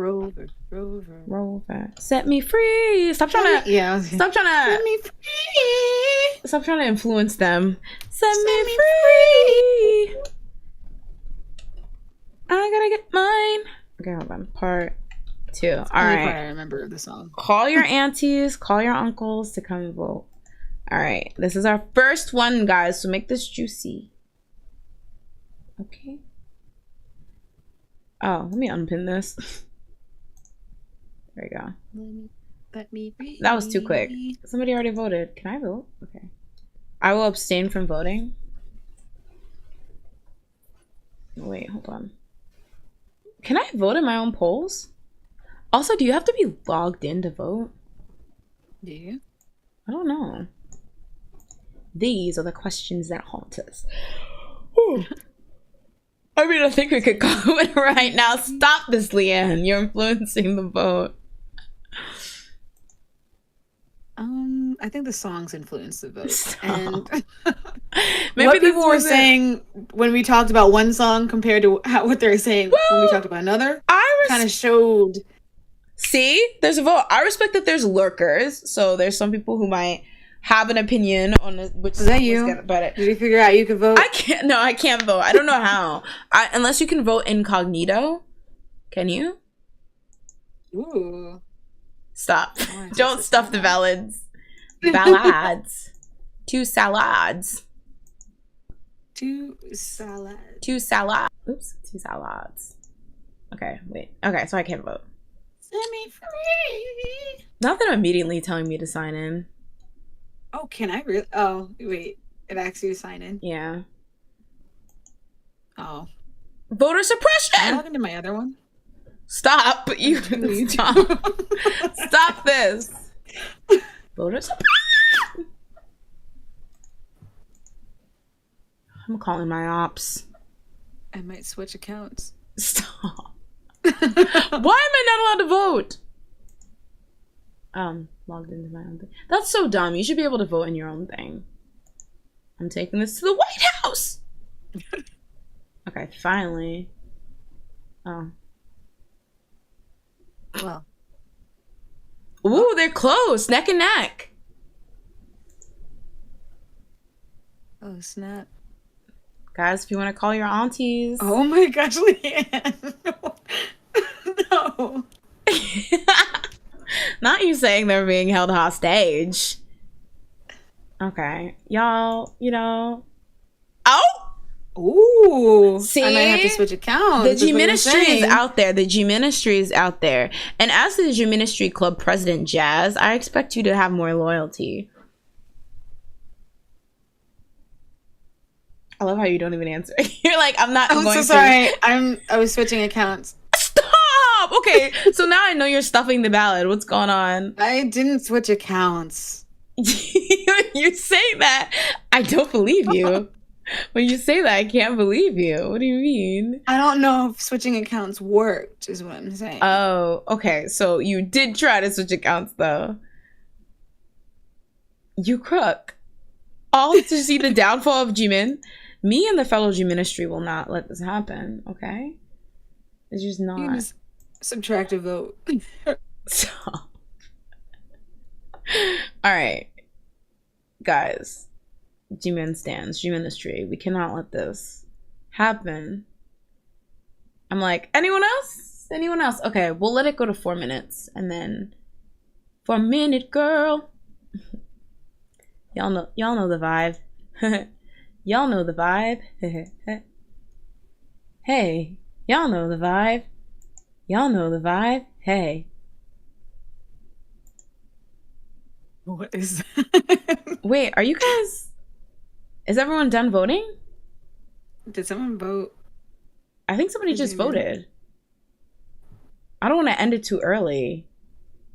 This is probably the juiciest vote we've ever had. Mr. Rover. I'm coming over. Mr. Rover. Come on, guys. Okay, I'll give it 1 more minute because it seems like there's a lot of votes accumulating now. Ooh, it's 50-50. Mr. Rover, I'm going over. So I'm gonna need whoever's voting for both to tell me why they voted. Ooh. Ooh, Especially should we call it here? Winning. I need to know why. Tell me. Should we call it here? How did y'all let Kai lose like this? He gave you a daddy Yankee and I voted twice. So I wasn't letting this go. All right. not on my watch. Oh my gosh. Should we call it? Jasmine's trying to make another Google account. Honestly, I wish. It's not that serious. All right, guys. Well, I think we can call it, which means today's winner of... What I like is that they're quiet, too. That's because y'all are threatening their life. How? No, I just want to know. Yo, like, I just want to talk. That's like a real vote, or if they're like... Leanne is literally about to take it to the White House. Like... All right, we'll give... I won't give this a flop because I obviously liked it, but we do have to award... Oops. Dang, I had so many... It looks so biased because I had so many Kai pictures and then I have this one Jimin picture, but... I mean, it was just a pre-release. Oh, where's the bop sound? Well, I hope you guys heard it. What up? There's usually a bop sound, but it didn't go on. Oh, there we go. There we go. All 14 right. votes, but 10 people in chat. Recount. Well, I will say I'm one of those extra votes. Okay, who was using their BLCD drama account? I'm telling you, somebody told their friends. They were like, "Get in here, vote for Jimin." Auntie, log on real quick. Kai. All right, so now I refuse. I do want to. That is interesting. So I just have to have spicier votes, and then people come out. So next time we're gonna do Yuna versus Susie. What is like an age old rivalry that can solicit people to move? I don't even know if there's any more anymore. I feel like people don't care anymore. Maybe Big Bang versus BTS.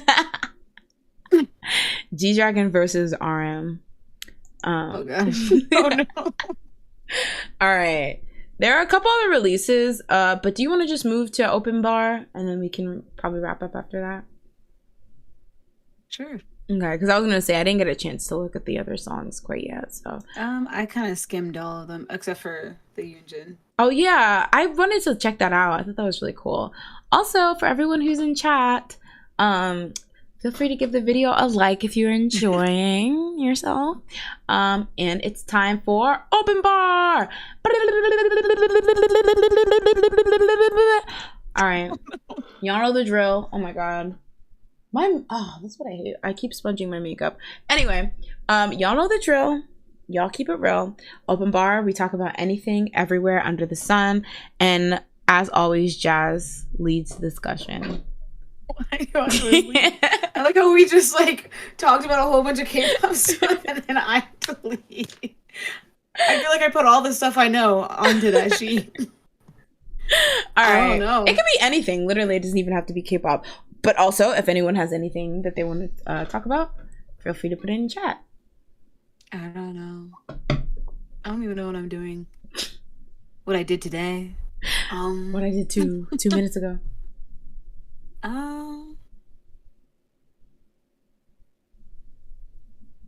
Yeah, I don't know. I saw it twice. Was on Kelly Clarkson. And I thought those videos were cute. It was very cute. But that's about.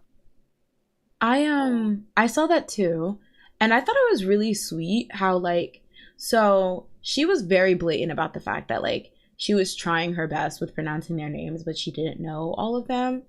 And I thought that was really nice because I thought people were gonna flame her and say oh, this is a professional show, how dare you come not knowing the girls' names, and it's very unprofessional. And don't get me wrong, I know I 100% get where that stems from, because I feel like there's definitely especially in America, to just kind of give up if a name's form or whatever. But I thought it was really cool because I was lurking in the Twice Reddit, and a lot of them were just well, I think it was really nice how she handled it. She asked and made sure to try to correct herself and pronounce it to her best ability. And then one thing that I feel like people don't see, you don't often see a lot, especially within the K-pop fandom as an international fan, people admitting, yeah, I did not know how to pronounce the members' names right until a while. It took me a while as somebody who was not familiar with the Korean language or culture when I first got into K-pop. And I feel like a lot of people sometimes tend to forget that. There is a lot of times when you didn't know certain things, and just giving other people a grace, whether they're people who are trying to interact with the fandom or are just new to K-pop in general, just being hey, there was a time I didn't know about this, that, and the third. So don't try to act all superior other people when they're just trying to learn too. So yeah. Ooh, I completely forgot about this. Is it close? Oops, wrong thing. The Jisoo thing. In rare Blackpink news, Jisoo's solo is coming out soon. It took us. She released a teaser. Right? Yeah, was it a music teaser or was it just pictures? I think it was. Ooh, okay, yeah, I'm really behind that. Concept? No, wait, was it? I think it was... Yeah, they did a concept teaser. Okay. Right? No. What? I feel like it'd have to. I feel like I would have clicked on it if it was actually because yeah, there's a visual film. There we go. Does it have actually the music in it or? I didn't watch it. Oh, tick tick. Tick tick boom YG. No, I'm excited for her. I'm ready for her to be the Jisanse of Blackpink, because it's Jenny, Lisa, get out of here. Just kidding. I suddenly have a red dot on my head. What the please. But yeah, I'm ready for her to slay. I'm ready for her to be the Jisoo that she was meant to be. You're just anyway. I mean, are you excited for her? She'll do well. Okay. I think I like her voice the most out of everybody in Blackpink. Mm-hmm. So I'm hoping it's a good song. Yeah. I think that's where I'm really interested. I don't know if they've done this is a cool Caribbean bop or whatever, when they do the explanation. I realize I don't have my other thing. Oh, there it is. But I feel like because I don't know her very well, like I don't know what kind of music she's in, to etc. etc. I have no idea what she would go for. So I feel like that's very interesting because I feel like any way you slice it, it's gonna be surprising. Yeah. Um, but yeah. Happy St. Patrick's Day. These bangs are. I'm trying to make them work. I'm so sorry. Leanne says, I believe the MV is coming out when I see the video pop in my YouTube page. I mean, I feel like that's a safe practice with YG so anything. Because, what's it called? I'm still mad about that winner thing. Oh, Exit? I swear that, didn't they have a teaser for, like, one of the letters in Exit, and then it just never I think materialized? Minnow, whatever his was. I don't remember if that was his solo or that was his... like just the solo he did, or that was part of the Exit project. But it kind of is like they must have not had everything. Like it must have literally been like, we know that this is going to be a thing, but we don't have anything other than the first part yet, because I feel like it'd be crazy to film something and then just decide to scrap it. So it must have just not have been existing. That's what I feel for all like the Blackpink stuff. Like when Jennie had the solo and they're like, oh, everyone's getting a solo. I feel like in theory maybe that was true, but I do not think they had started planning any of it yet. Yeah. But yeah. I guess. Oh, yes, Jay. Also, that reminds me. What's it called? The guy that was in Winner. Who? Taehyun wrote like a letter apologizing for drunk driving or something. I saw that. Actually, shout outs to Andre, because Andre actually added me on Twitter. I just feel like it never ended up in like the thing. So he was... yeah, I forgot about it. Arrested? And he got like arrested for drunk driving. I think. And then I think there was a letter that he wrote, right? And then to who? The police? The police. I don't know. Let me look this up. That's sad. I mean, I hate it. Drunk driving, drunk drivers. Just don't do it, dude. Because it's just like so... but the thing is, people... like, that's the one thing now that I've gotten my... so I only recently got my license last year, right? So, like, I've only really cared and, like, been cognizant about conversations with driving. Like, and it's really scary how many people are, like... just like very nonchalant about things like, you know, and maybe I'm a goody two... No. I'm not going to give myself that. I'm going to be, like... proud and strong, like, you know, stuff that like they're like on the driving test, don't do this, don't do this, don't do this. It's like people will be like, well, I'll do it anyway because I'm a good driver, or like I've been doing it, and it's like that's such a dangerous like ideology. And I would have not be surprised if the average person is like, well, I've only had 3 drinks or whatever. Like they're like, oh well, I know I'm drunk, but I can handle it, so I'm just gonna do it anyway. And to see how many people get into these drunk driving accidents and stuff like that, that must be it. Like, they're just like, oh, well, I'm not that drunk, or I've driven down this path all the time, so it's not going to affect me. And then you end up... I mean, I'm saying this having not read about the story at all and not knowing what's in that apology letter. So maybe I'm making little assumptions here. He might not have written an apology letter. For some reason in my head, he did. He might not have. I think, like, in my head, I thought he did. But I'm trying to, like, find what happened. Oh, he had his driver's license revoked? Dang. Was it that he was just caught, or did he hit something? Hopefully not somebody, God forbid. Okay, yeah, he hit a... So approximately 3:20 a.m., Nam Taehyun opened his car door while parked on the roadside and hit a taxi that was passing by, breaking the taxi's side mirror. Afterwards, he drove about 20 meters, approximately 66 feet. And then the police arrived, and his blood alcohol content was found to be 0.114%, a level high enough for his driver's license to be revoked. Damn. Although the police immediately booked Nam Taehyun on the spot, he was so severely intoxicated that they chose to have him return home to be further questioned at a later time. Dang. Before returning home, the singer told the police that he was waiting for a designated driver of service at the time of the incident. A spokesperson for the police commented, "We plan to call Nam back in to investigate the details of the accident." So that was March 8th. Oh, so that's been a while ago, but it only recently came to the light in public. What did I even just say? It only recently came to light. I guess. And it looks like he apologized for drunk driving through his label. Ah, okay. Also, maybe that's what I saw. I love how he's like, "Oh, I was waiting for a designated driver."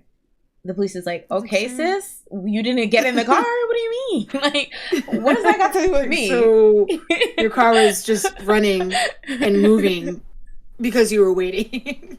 That makes sense. Like, imagine. I'm like, that's nice. Anyway, this is the Wendy's. I'm just kidding. You're going to jail. But like, yeah, that's sad. That's sad. Because it's just like, yeah, for you, well, I feel like it's a life-ending, career-ending mistake in general, but like, you have to worry about well, does he really? I feel like he's not really that much of a public figure anymore, although he still does music, but that's crazy. Yeah. Yeah. It's just so weird how, I don't know, because I feel like that's the one thing people are like, do not do. Like, if you don't do anything else, if you take nothing away from this like driving manual or whatever, it's do not drink and get behind a wheel, you dummy, you know? So it's just so crazy that people are like, you know what I think I'm gonna do today? I think I'm gonna get behind that wheel. Like, it's just so crazy, especially at a time when I feel like getting rides have never been easier. Speaking of rides, remember when Uber used to be like 49 cents? Oh yeah, I used to take Uber a lot. Well, actually, I think I was a Lyft girl. Oh, you're a Lyfty. Same thing. Yeah. I was into Lyft. I think like the first time I took it, I was just like, I was late for class. And I was like, I have no time to walk here. Like I think it took me like 20, 30 minutes to get to that class. And I was like, I'll just somehow get a Lyft and hopefully I'll get there earlier than I would. And then from then on, I was just always getting a Lyft. I used to do that too. There was like I could get like a $2-3 Lyft from like the like train station at the time to where I lived at the time. So when it was cold, like especially during like co-op, I would just take a Lyft, and I was like, dang, this is bad, but you know, it's so convenient. It's not that much. But yeah, so okay, that's what I was telling my sister, that Lyft and Uber started to gain relevance when we were like in college. But I feel like at the time, because I remember they'd be like, here's a $58,000 voucher for Lyft, please use it. Like, it was weird, kind of. Like, I just felt it was weird. Yeah, like, I thought they were weird. Yeah. I remember they would have like the little tents, and I was like, what is this? And they're like, yeah, you can get a car, and like they'll drive you. And I was like, that sounds like a scam. Exactly. I'm going home and I'm not going to use this. I don't know what the heck this is. Oh gosh. Yeah, I didn't think that was a real thing. Yeah. At all. But now it's like $400 and I'm addicted. Yeah. But it's also such a scam. Yeah, I still use it. Yeah. Because I feel like they purposely do that, right? Like, that's the whole tech grift. Like, you make something really, really cheap at first, so people like can't imagine their life without it, and then once it becomes a necessity, that's when you skyrocket the prices because they have no other option. Like Uber Eats. Yeah. That really pisses me off. Like, they're like no service fees before, and now suddenly it's like your order online on our website, all right, $5.99 for even thinking about using the internet. And we already charged your freaking credit card for even opening the app, so you know. And then they're like, and then there's a delivery fee because that $5.99 is ours. The deliverer doesn't get any of that. How dare you? And then you gotta get in fact, they don't even get the delivery fee. You gotta tip them. And if you don't tip them, then you're mean.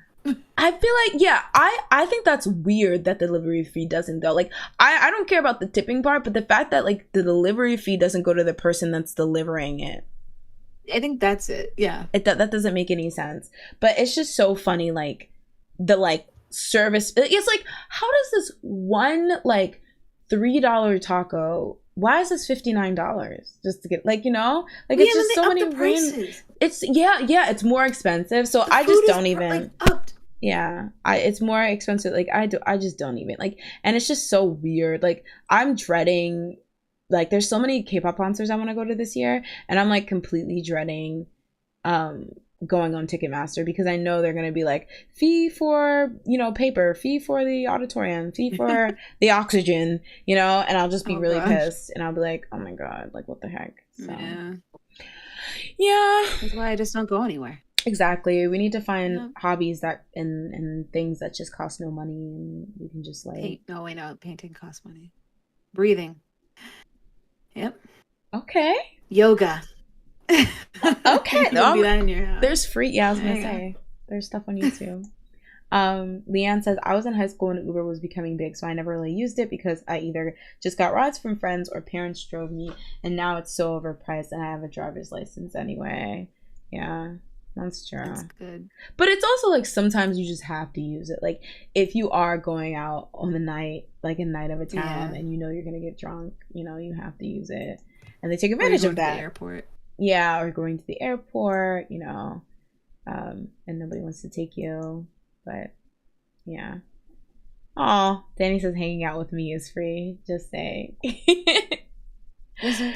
Leanne, can you block him for me? I'm just kidding. Imagine.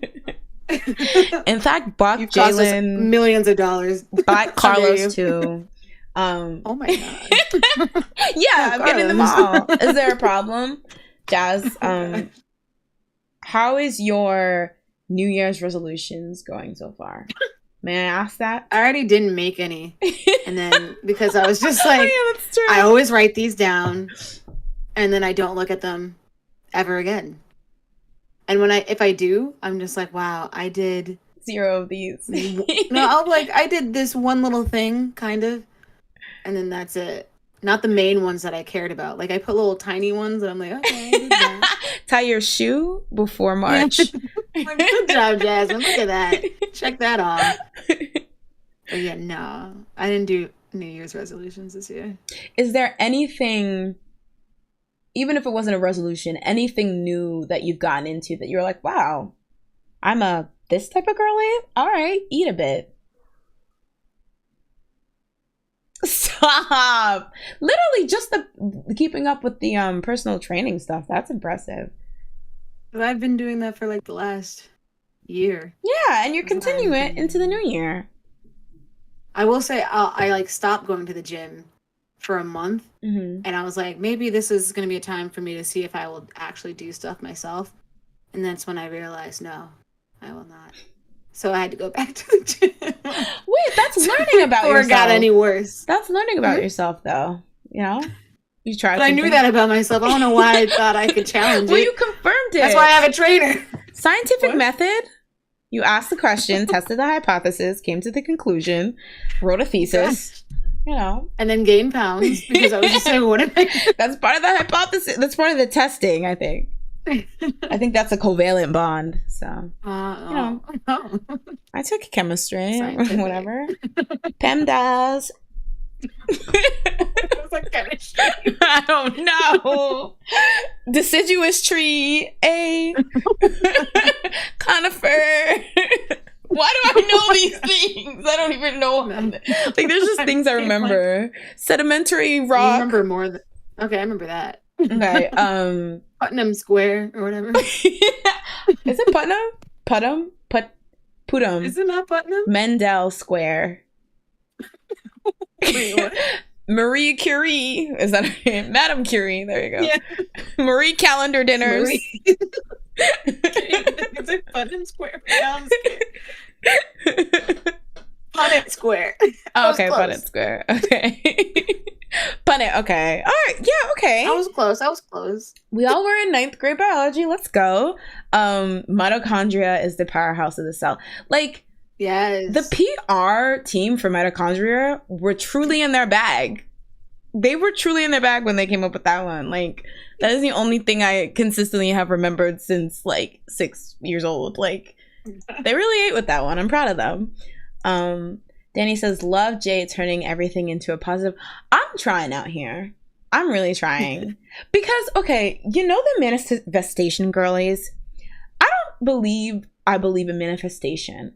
But I do kind of see where they're coming from, because I don't think you can do anything with a negative mindset. And don't get me wrong, I'm not into, like, there are people who take that and become very toxic, and they're like, depressed? Just have a bagel. Like, you know, very, like, obviously there's some stuff that are just chemical and stuff like that. But I do believe that if you come into something with a negative mindset, like, why would it just go right if you already think it's going to go wrong? And it's definitely easier said than done. Like, because there's always going to be like that, like, voice in the back of your head that's like, okay, well, calm down, you know, like, you have to be realistic. And I think I've talked about this before, but I really hate the fact that people liken being negative to being realistic. Like, it's like, oh, well, me believing something that will go right, I'm being too optimistic, or I'm just being delusional. Like, why? Both of them can happen, you know?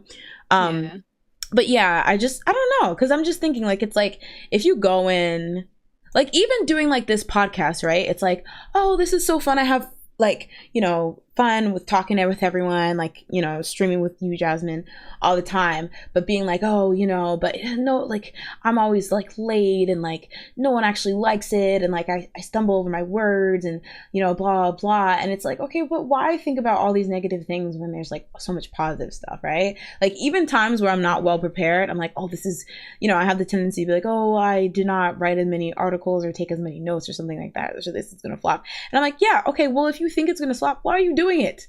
Right? Like, either have a better attitude about it, or just don't do it at all, you know? Don't, like, anguish yourself over, like, thinking everything you do is going to be a disaster. Thank you for coming. See, I need that mindset, because now. I mean, the thing is, I just drag everything I do. I'm like, wow. I mean, you stutter every single second. Which is so. Like, I just stuttered right now. I hate that, because I feel like you do such a good job, and I feel like you're so charismatic, and I feel like, stop, everyone hype jazz this instant. No, I feel like you're so good, and I think that's part of it, right? Like, seeing you say stuff like, oh, I stuttered, or I did this, or oh, I don't know, and then me being like, but you did really good. I feel like that puts in perspective. It's like, oh, well, maybe I'm like that to myself, where, like, I'm beating up myself even though it's, like, fine, like, you know, because I feel like we're all our biggest critics, right? Or you're just really just lying. I mean, true. I'm like, oh god, no, but I think it's been working, right?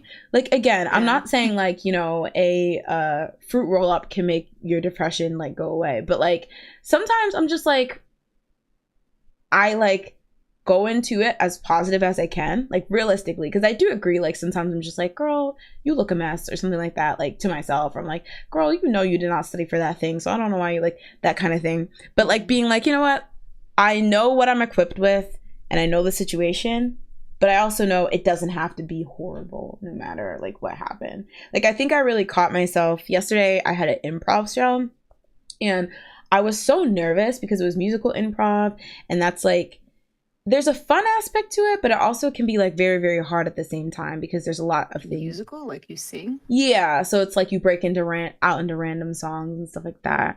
And, like, I feel like we do that all the time. So it's literally like, you know, that's, like, when I wake up, or when I'm hanging out with you and, like, Danny and Jay and stuff like that.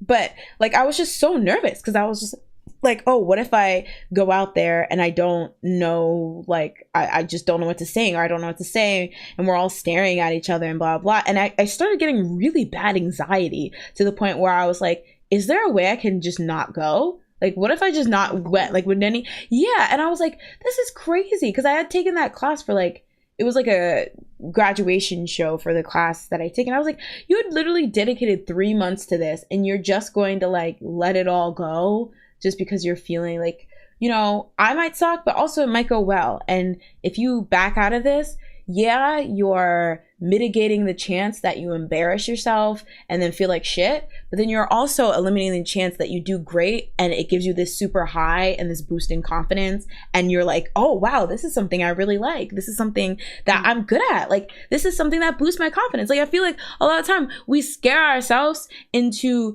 getting confidence juice, you know, like, it's like, oh, I don't want to do this because I think it's gonna go bad. And then that could have been a great opportunity or experience that then in turn boosted your confidence and then would help you stop thinking so negatively about yourself, you know? Yeah. So, in conclusion, don't be negative. Eat a fruit roll up every morning and it will change your life. Oh gosh, I don't think that'll be helpful. Don't do that. In conclusion, eat an apple. Yeah. Eat an apple. Apples are good too. Apple day keeps the doctor away. True. Or is that Apple propaganda? Is that the Apple PR team? Oh gosh, that's like the I got milk thing. Oh gosh. Like, milk's not even, you're not even supposed to drink milk.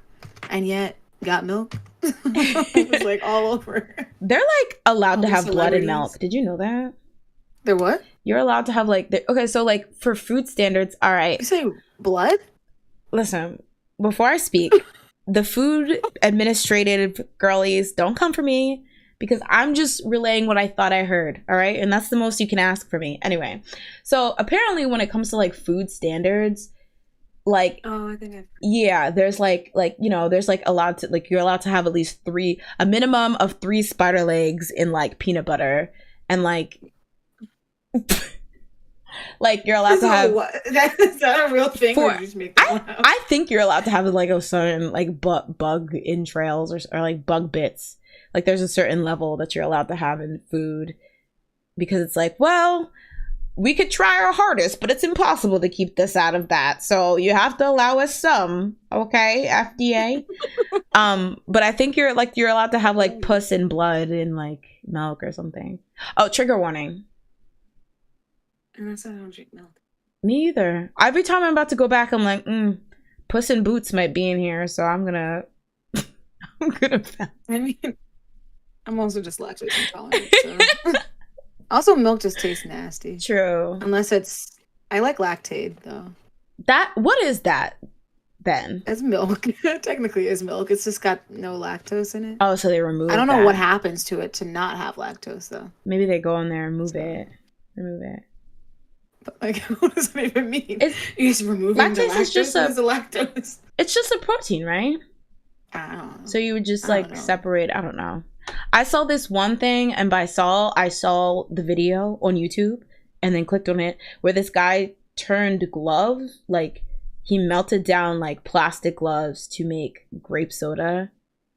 Ew, what? Yeah. And then he also did it with hot sauce.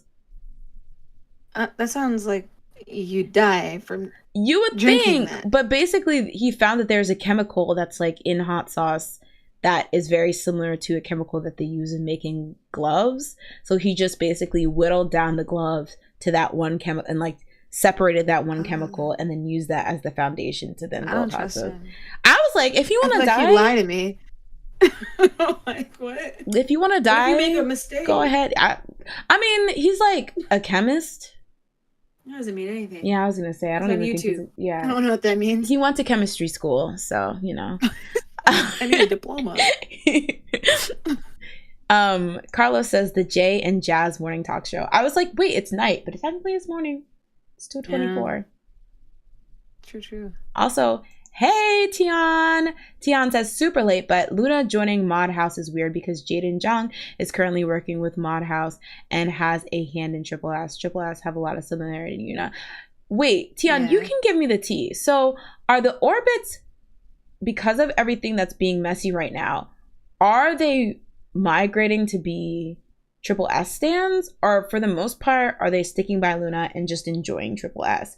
Because I feel like that could be beneficial if they're all under like a label or all connected and they all have a similar vibe. I feel like they can mix and mingle fan bases, and that could actually be a positive for Loona.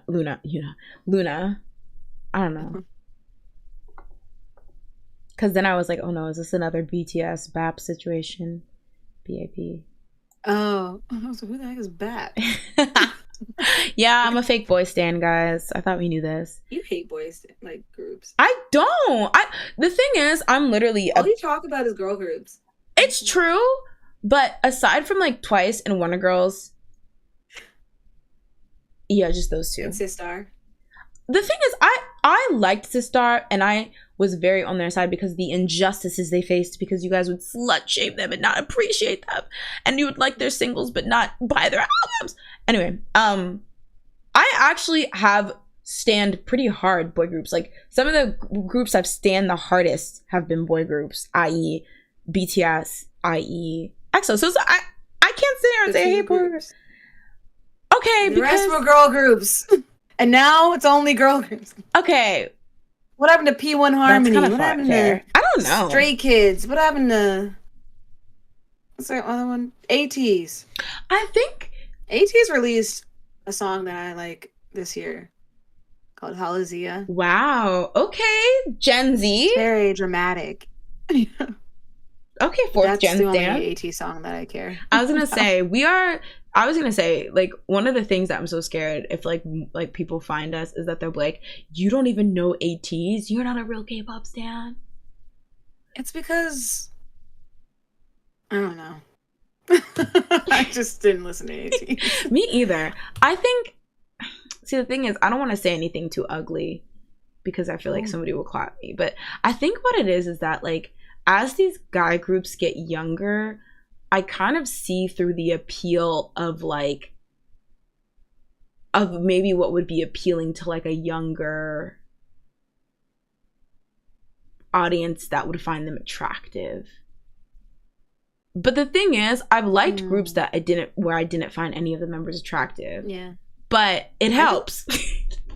Yeah, I guess.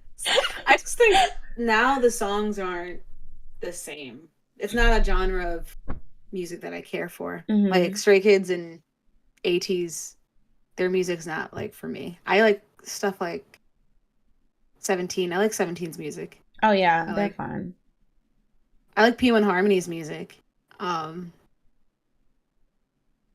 like TXT's music. I like TXT definitely. That's true. But I just think, but like ATEEZ and Stray Kids kind of remind me, and Monster X. Monster X is also in that type of.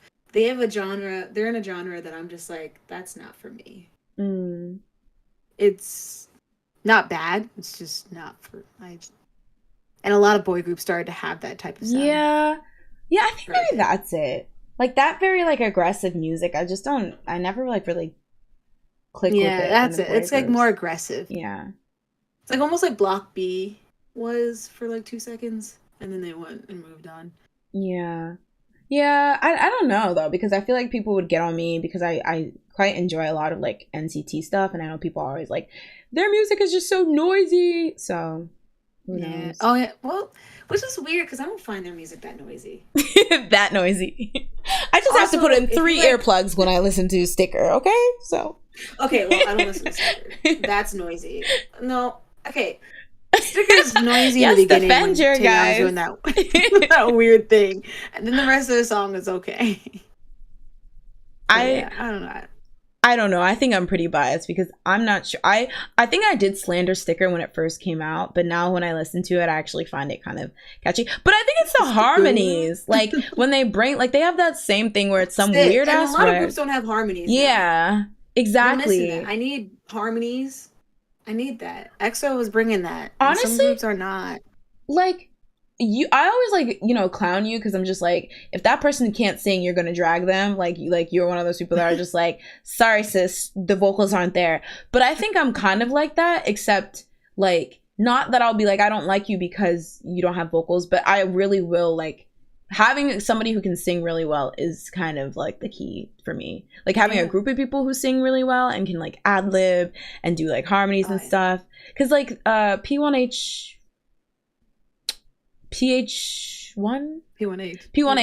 harmony. P1 harmony. I heard about them, but until I saw those 2 members do the cover of Needy, I did not care. But then I was like, ooh, okay, we have singers. They sang. Yeah. But yeah, interesting. Let's see. Leanne says, I know there was I know there was a good reason for not liking peanut butter. Listen, I don't want to, slander the peanut butter constituency because I might be wrong. But I remember hearing something like that. Like you're allowed to have 3 worm knuckles, like 4 insect kneecaps, that kind of vicinity. And you can put that on the shelf at Kroger's. I feel like they put that there because those don't exist. Worm knuckle. That's what you think. Like, it's a well-kept secret in the worm world. Oh, they add the enzyme lactase to the milk. They add it? We live in a simulation? For people that are lactose intolerant. But if they're adding they add so lactase is not just in milk, they add it. Is lactase the opposite of lactose? So when they combine, they cancel out? With the power of lactase and lactose. If you it's nothing. Wait, because this is about to be my chemistry. So lactase is an enzyme, and if you are lactose intolerant, it's because your body cannot break down lactase. So lactase or lactose? Lactase. What the heck is lactase compared to lactose? I don't know what lactose is. I thought maybe that's just the terminology. I mean, lactase versus... Y'all, I work in STEM. I like how you're like, I am now the expert, but also no, I don't even work here. That's because there's some stuff I don't... Okay, I don't think about... honestly, I do remember studying this, but... Oh, the body digests lactose using a substance called lactase. So they add lactase to the milk so I can digest it. Oh. Then why is it so watery? Jalen, eat a bit. Okay, Jalen. All right. Well, girls, I tried. Explain to me why it tastes so watery compared to regular water. We don't have all the answers, Jazz. I'm sorry. Which, I mean, it makes it better in my opinion. I like when I drink whole milk, I'm like, this is a lot. There's a lot happening in my mouth. But when it's lactate, I'm like, nice and thin.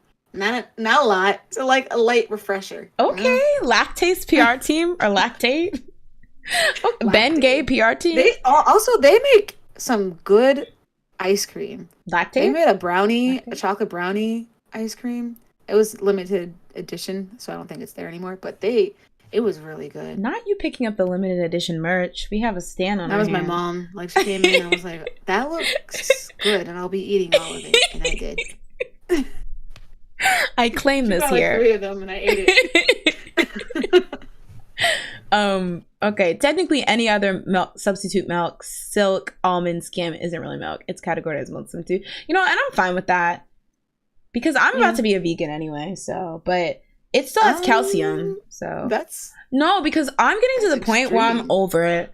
I'm over this whole eating animal stuff because it's sad. Okay, trigger warning about sadness, I guess. Sometimes I really be thinking, oh yeah, I'm eating this chicken bone or this chicken wing or this chicken leg, and yeah, maybe it's a little delicious with some habanero or something like that. But this was literally somebody had to cease to exist for me to enjoy this chicken. And for me, that was one meal out of that was one chicken wing out of several thousand I will probably enjoy over my life. Why are you describing it? I'm so serious. Like the vegans are gonna come for me. PETA, do not click on this stream, okay? You're gonna get your feelings hurt. But sometimes I really just be like, oh, I really am deeping the fact that I'm eating something had to cease to exist for me to put this in my body. And I know a lot of people will be like, circle of life, but at the same time, I'm like, well, I don't have to eat it. There's ways around it. People have done the research. People funded this, to be able to funded this. We should be funding this. And so I'm just kind of shaken, not stirred. I don't know. I just feel kind of bad. Or I went to a farm, I'll say. No. I went to a farm exhibit. I went to a place where there was cows. I feel like you went to a slaughterhouse. No, oh my God, no. You're like, I went to a farm. I went to an exhibit. I went to a place where they kill the animals. That's what I felt like you were about to go to. No. Or is that what you did? I mean, I imagine I saw cows. I went to a place where there was a lot of cows. It was supposed to be a carnival or something like that. And these were cows that they were, that I don't know if they're going to kill, but I know that they're going to milk for at least milk. And the way that these cows were just cooped up in these little stalls next to each other. Aww. And they were just laying on hell. And I'm not going to act like I know a cow's lived experience. I don't know what's fun for them or whatever. But compared to the cows that just get to roam around and chill and stuff. And to be fair, it was a carnival, so they had to kind of keep them whatever. Yeah, so maybe on the farm. Because I live by cows. I live by a cow farm. the cows that I see, I think it's a milking one. They have like two sides of the road for themselves. Like they like during the day they cross over, but it's like a whole bunch of land that they have to themselves. So the fact that place that seems like a not a good place. Yeah. But the place by me, they seem like very like they have places to roam around and do whatever they want. They're not in stalls. I mean, but like I see them lying around eating grass, doing whatever. I guess that's fair. Yeah, I think that it was like specifically because they came to show them off for like a county fair type thing. But I was just like, this does not seem fun. But even like to be like raised just to be like repeatedly milked, not like for your kids, but for some crusty ass humans or whatever who don't even appreciate. And you have literally Puss in Boots in the milk because you're like stressed or something. I don't know if that's why Puss gets in the book. But like, you know, it just seemed like not fun. And I was just like, this makes me really sad. Yeah. I don't know. Carlos is trying to get you. Honestly, Carlos, come get me because I need to. The thing is, I think the day I'm really serious, I'm gonna watch one of those documentaries that really go into detail of some of like the truths behind what goes down on these farms and how they are truly treating the animals. Because I think once I watch that, it's over. Like, you know, it's gonna be. Have you never seen? No, because I think it will like not only be like something that will make me psychologically be like, okay, this is where it's done. But since I've been consuming it for so long, I feel like it will mentally just ruin me. So like even outside of the realm of like eating meat or not eating meat, it would just make me really sad. So like I'm like, okay, I need to make sure I'm in the best place mentally if I'm gonna take this step and watch that, or else I feel like I'll just kind of be sad, you know. But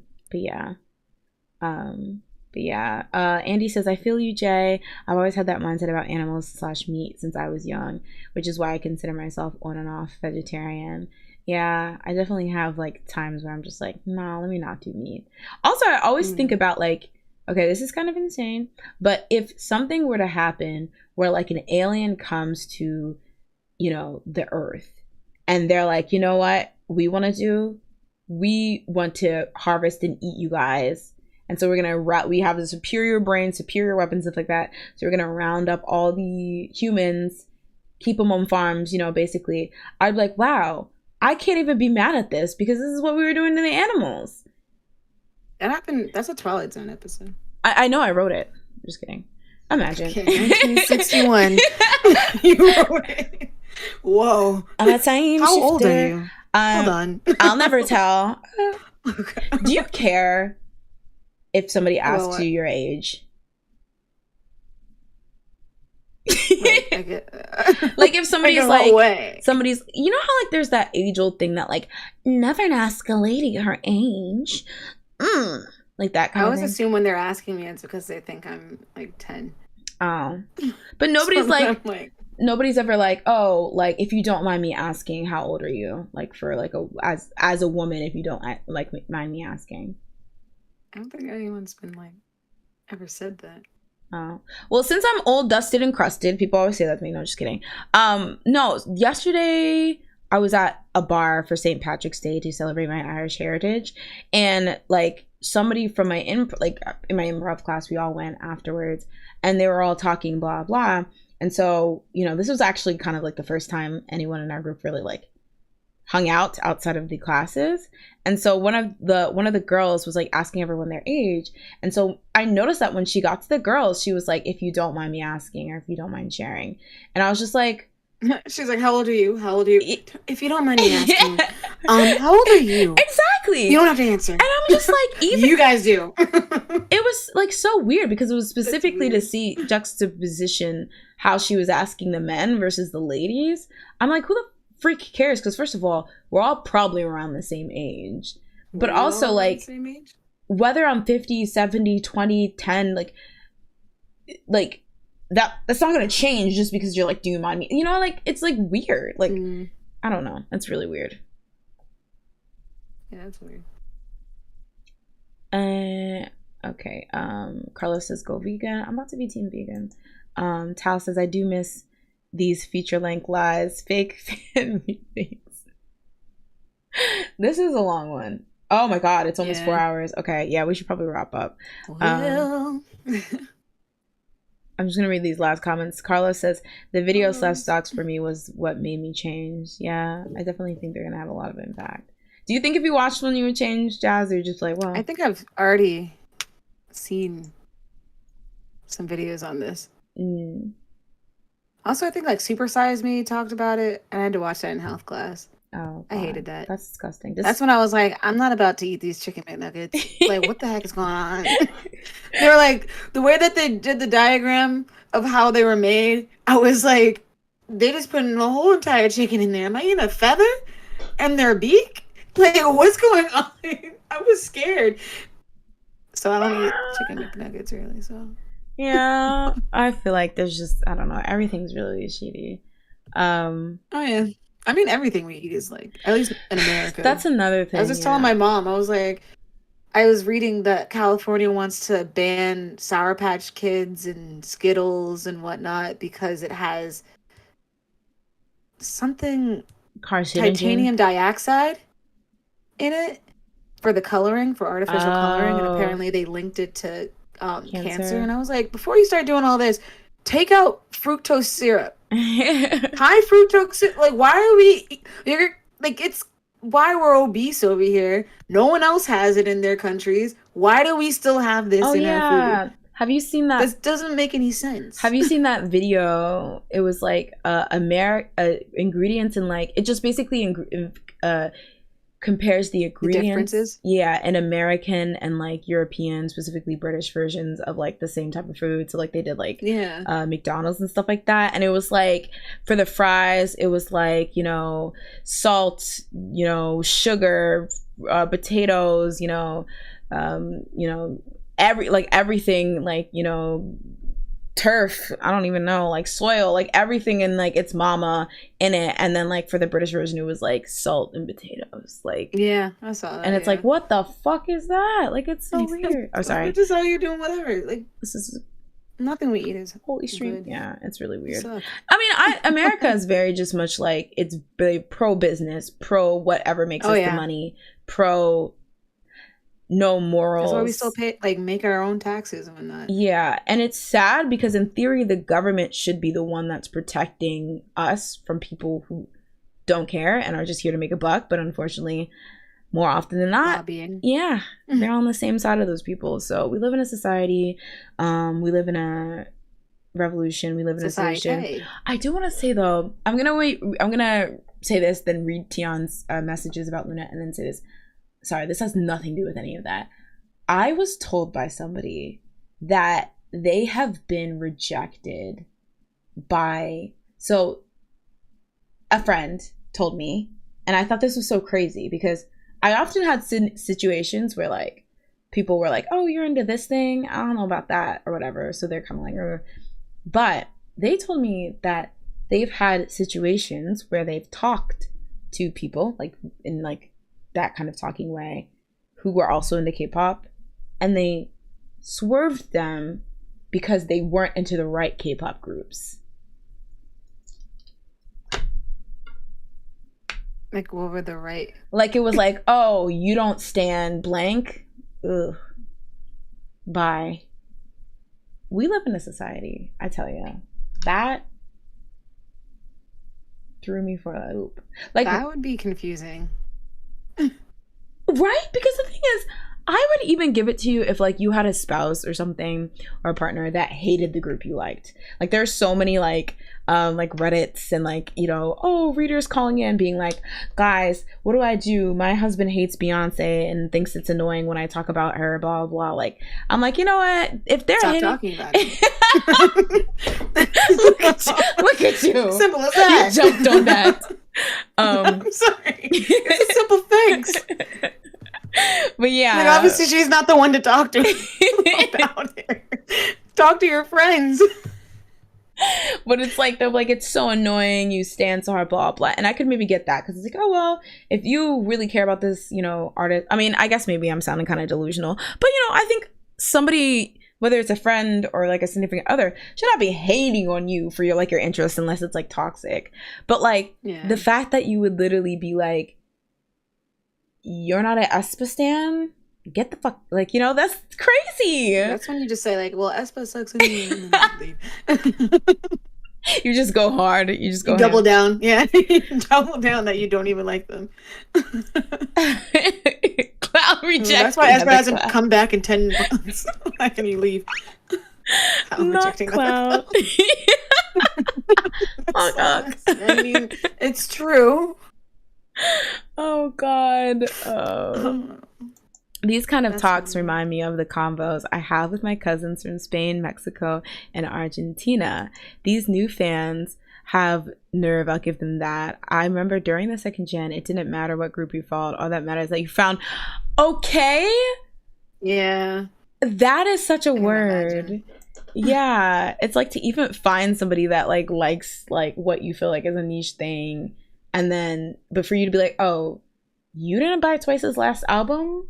Get the hell out of here. Like, that's crazy. Oh my god, that's so hilarious. All right, so Tian says, I think that because Triple S is so similar to Loona, the orbits are gravitating towards Triple S because they remind them of Loona before the scandal. Can I put a pin in that? Isn't that so sad though? Like that, like some, and I'm not saying that this is what's happening, but like, I don't know, like when things get hard, I mean, it's not necessarily I'm blaming anyone, but the just phenomenon that when things kind of get rocky or messy or are no longer very fun with an idol group, people will just move on. Like that's bad for the idol group. Yeah. I don't know. But yeah. Tiana also says it's weird because no one has really talked about the similarities behind the two. I mean, how Triple S is going to have 24 members, double that of Loona. Too many. Am I allowed to say that? That's so big. It's also believed that Jaden Jong essentially wanted to create a girl group to be kind of Loona's rival, but you know, now Loona is going to Modhaus, so double win for Mr. Jong. Ultimately, though, I'm worried about any group dealing with Jaden Jong. He left Lovelyz and gave their songs to Ladies Code, then left Loona because BBC and took a majority of their male trainees. He produced only one of, and I haven't heard him being in touch with them, and he's now working for Triple S. That's okay. So Mr. Jaden is a bit messy, I guess. Honestly, I thought that he got kicked out of BBC. I didn't know he left. Even when you were saying it before. I think he left, and I think people were blaming him for stuff that BBC was doing or something at the same time. So is he a victim or a crime? I don't know. Well, I guess we'll just have to keep up on it. All right, y'all. I think it's about that time. I swear, you do not have to go home. I promise. You just have to get the heck out of here. All right. Everything's closed. Oh, yeah, that's true. You might actually have to go home. I'm sorry. Jazz, is there anything else you want to tell these wonderful, beautiful, gorgeous people before we head out for the night? I don't know. Me either. Bye, y'all. I'm trying to think if I'm watching anything. Oh, yeah. I'm only watching you. Oh, thank you. As in I don't... the chat, not you. That's a little awkward. So yes, I'm only watching the chat. I'm watching you. You. But I'm watching you with Joe Goldberg or whatever. Wow. I was actually in that. On Netflix. Yeah. Yeah. Mm-hmm. I saw you in the background. Okay. You were that girl that was in the background of the episode 2. Mm-hmm. I remember that. Yeah. You got me. You're going to class. Oh yeah. Guilty as charged. I wanted to text you, but I was like, I don't want to make her shy. I don't want to call her out like that. What if it was this instead of this? That'd be very confusing. I know, right? That's mixed emotions. Are you nervous or are you angry at me? Keep them guessing, ladies. Oh no. Ew. Ding dong ding. Is it like call me? Ding dong ding. That's the choreo from the what is it? We are stupid. Oh wait, no. Young dumb stupid. Young dumb stupid. Oh, we are stupid. Ding. Imagine they're just singing that. We are stupid. We are stupid. Ding dong ding. What the fudge? Honestly, even Young Dumb Stupid's kind of mean. I mean, I get it, but it's like, that's so mean to yourself. Maybe like Young Dumb Silly, or like Young Dumb Naive, or maybe even like make it positive. Young Dumb Growing, learning from our mistakes, or something like that. You know what? What's this in Khaled? Khalid? Oh yeah. He had that young dumb and broke. Yeah, but he called himself young and dumb and broke. Well, that's just the truth. Like, you know, if he was broke, just saying. If he was broke, he was broke. He had no money. I don't know. There's something really sinister about stupid. Like, maybe if it was like young, dumb, cute. Yeah, that's the same thing too. They were like, we're doubling down. We're also stupid. We're dumb, but we're also stupid. So sorry. I think that's the problem. If dumb wasn't enough, they're like, nothing's functioning up here if you were checking in. Okay, we're young, dumb, and stupid. All right, so just know. Oh my God! I'm so sorry that you're coming in at the end. You know, I feel like maybe we can like switch up the times more. Well, maybe not till 3. I feel like that's super young, that's super young. That's super late. What am I trying to say? That's super late. But thank you for stopping by and showing us love, and thank you everyone for hanging out with us. Again, we love to sit back, relax, and talk K-pop and gossip with everyone. This was a subathon. Apparently this was so long. But we had a really good time, and thank you. Love you too, Harmonic. Thank you to everyone who's coming by. Remember to like the video. Whoa. Oh my God, that was a bit tsundere.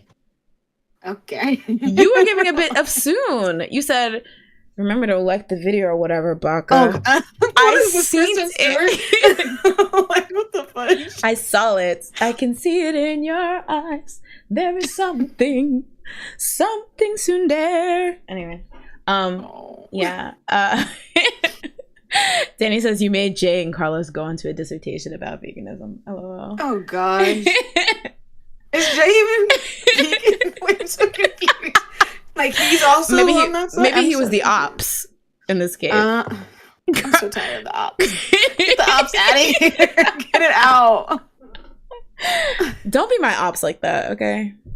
Is that how you use it? Anyway, I'm sorry. We don't want no ops. Want no drama queens. We don't want no ops. Want no drama. I was like, enough.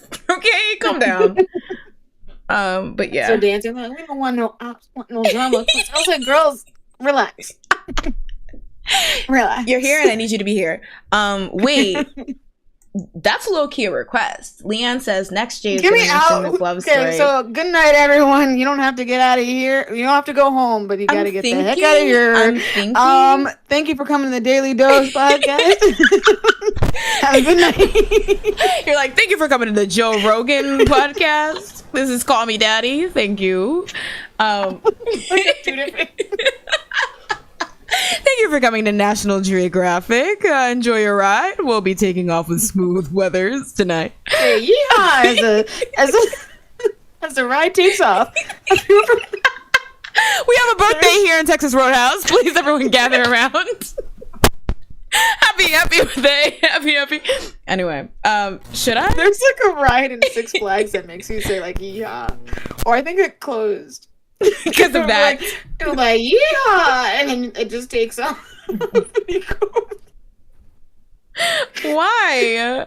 Somebody was bored. I don't even know. It was an old ride. I think it closed. I don't think it exists anymore. Dang, that's kind of sad. Okay, Defunct Land, get on it. We want to hear about this. All right, y'all. Again, you don't have to go home. But you gotta get it. I already said this. You said this. Dare. Oh, dare. Keep saying this. Sure.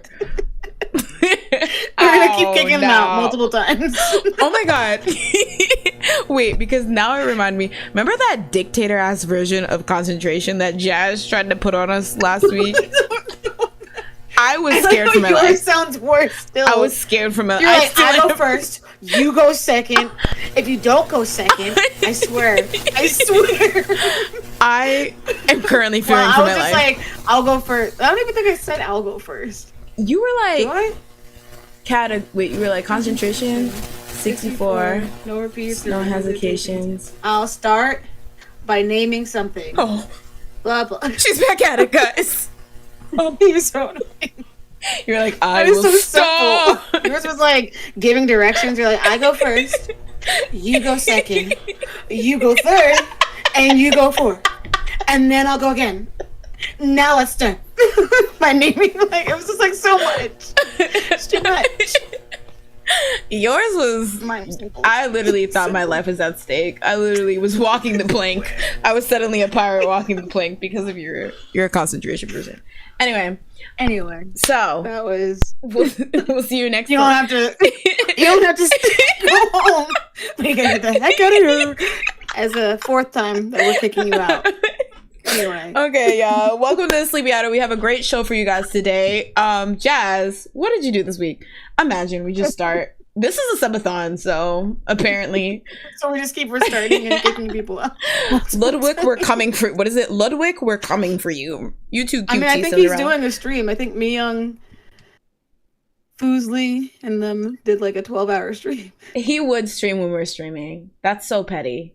That is so petty. I'm literally tired of him. I don't want no ops, want no drama queens. All right, let's go. All right, bye, guys. See you next time on the Sleepy Idol. Oh, well, let me not go into a tangent. I'll show it to you later. Bye, everyone. Oh, wait, just for good measure. Oh my gosh, get me out. This is stupid. First of all, why are his eyes blue with swirls?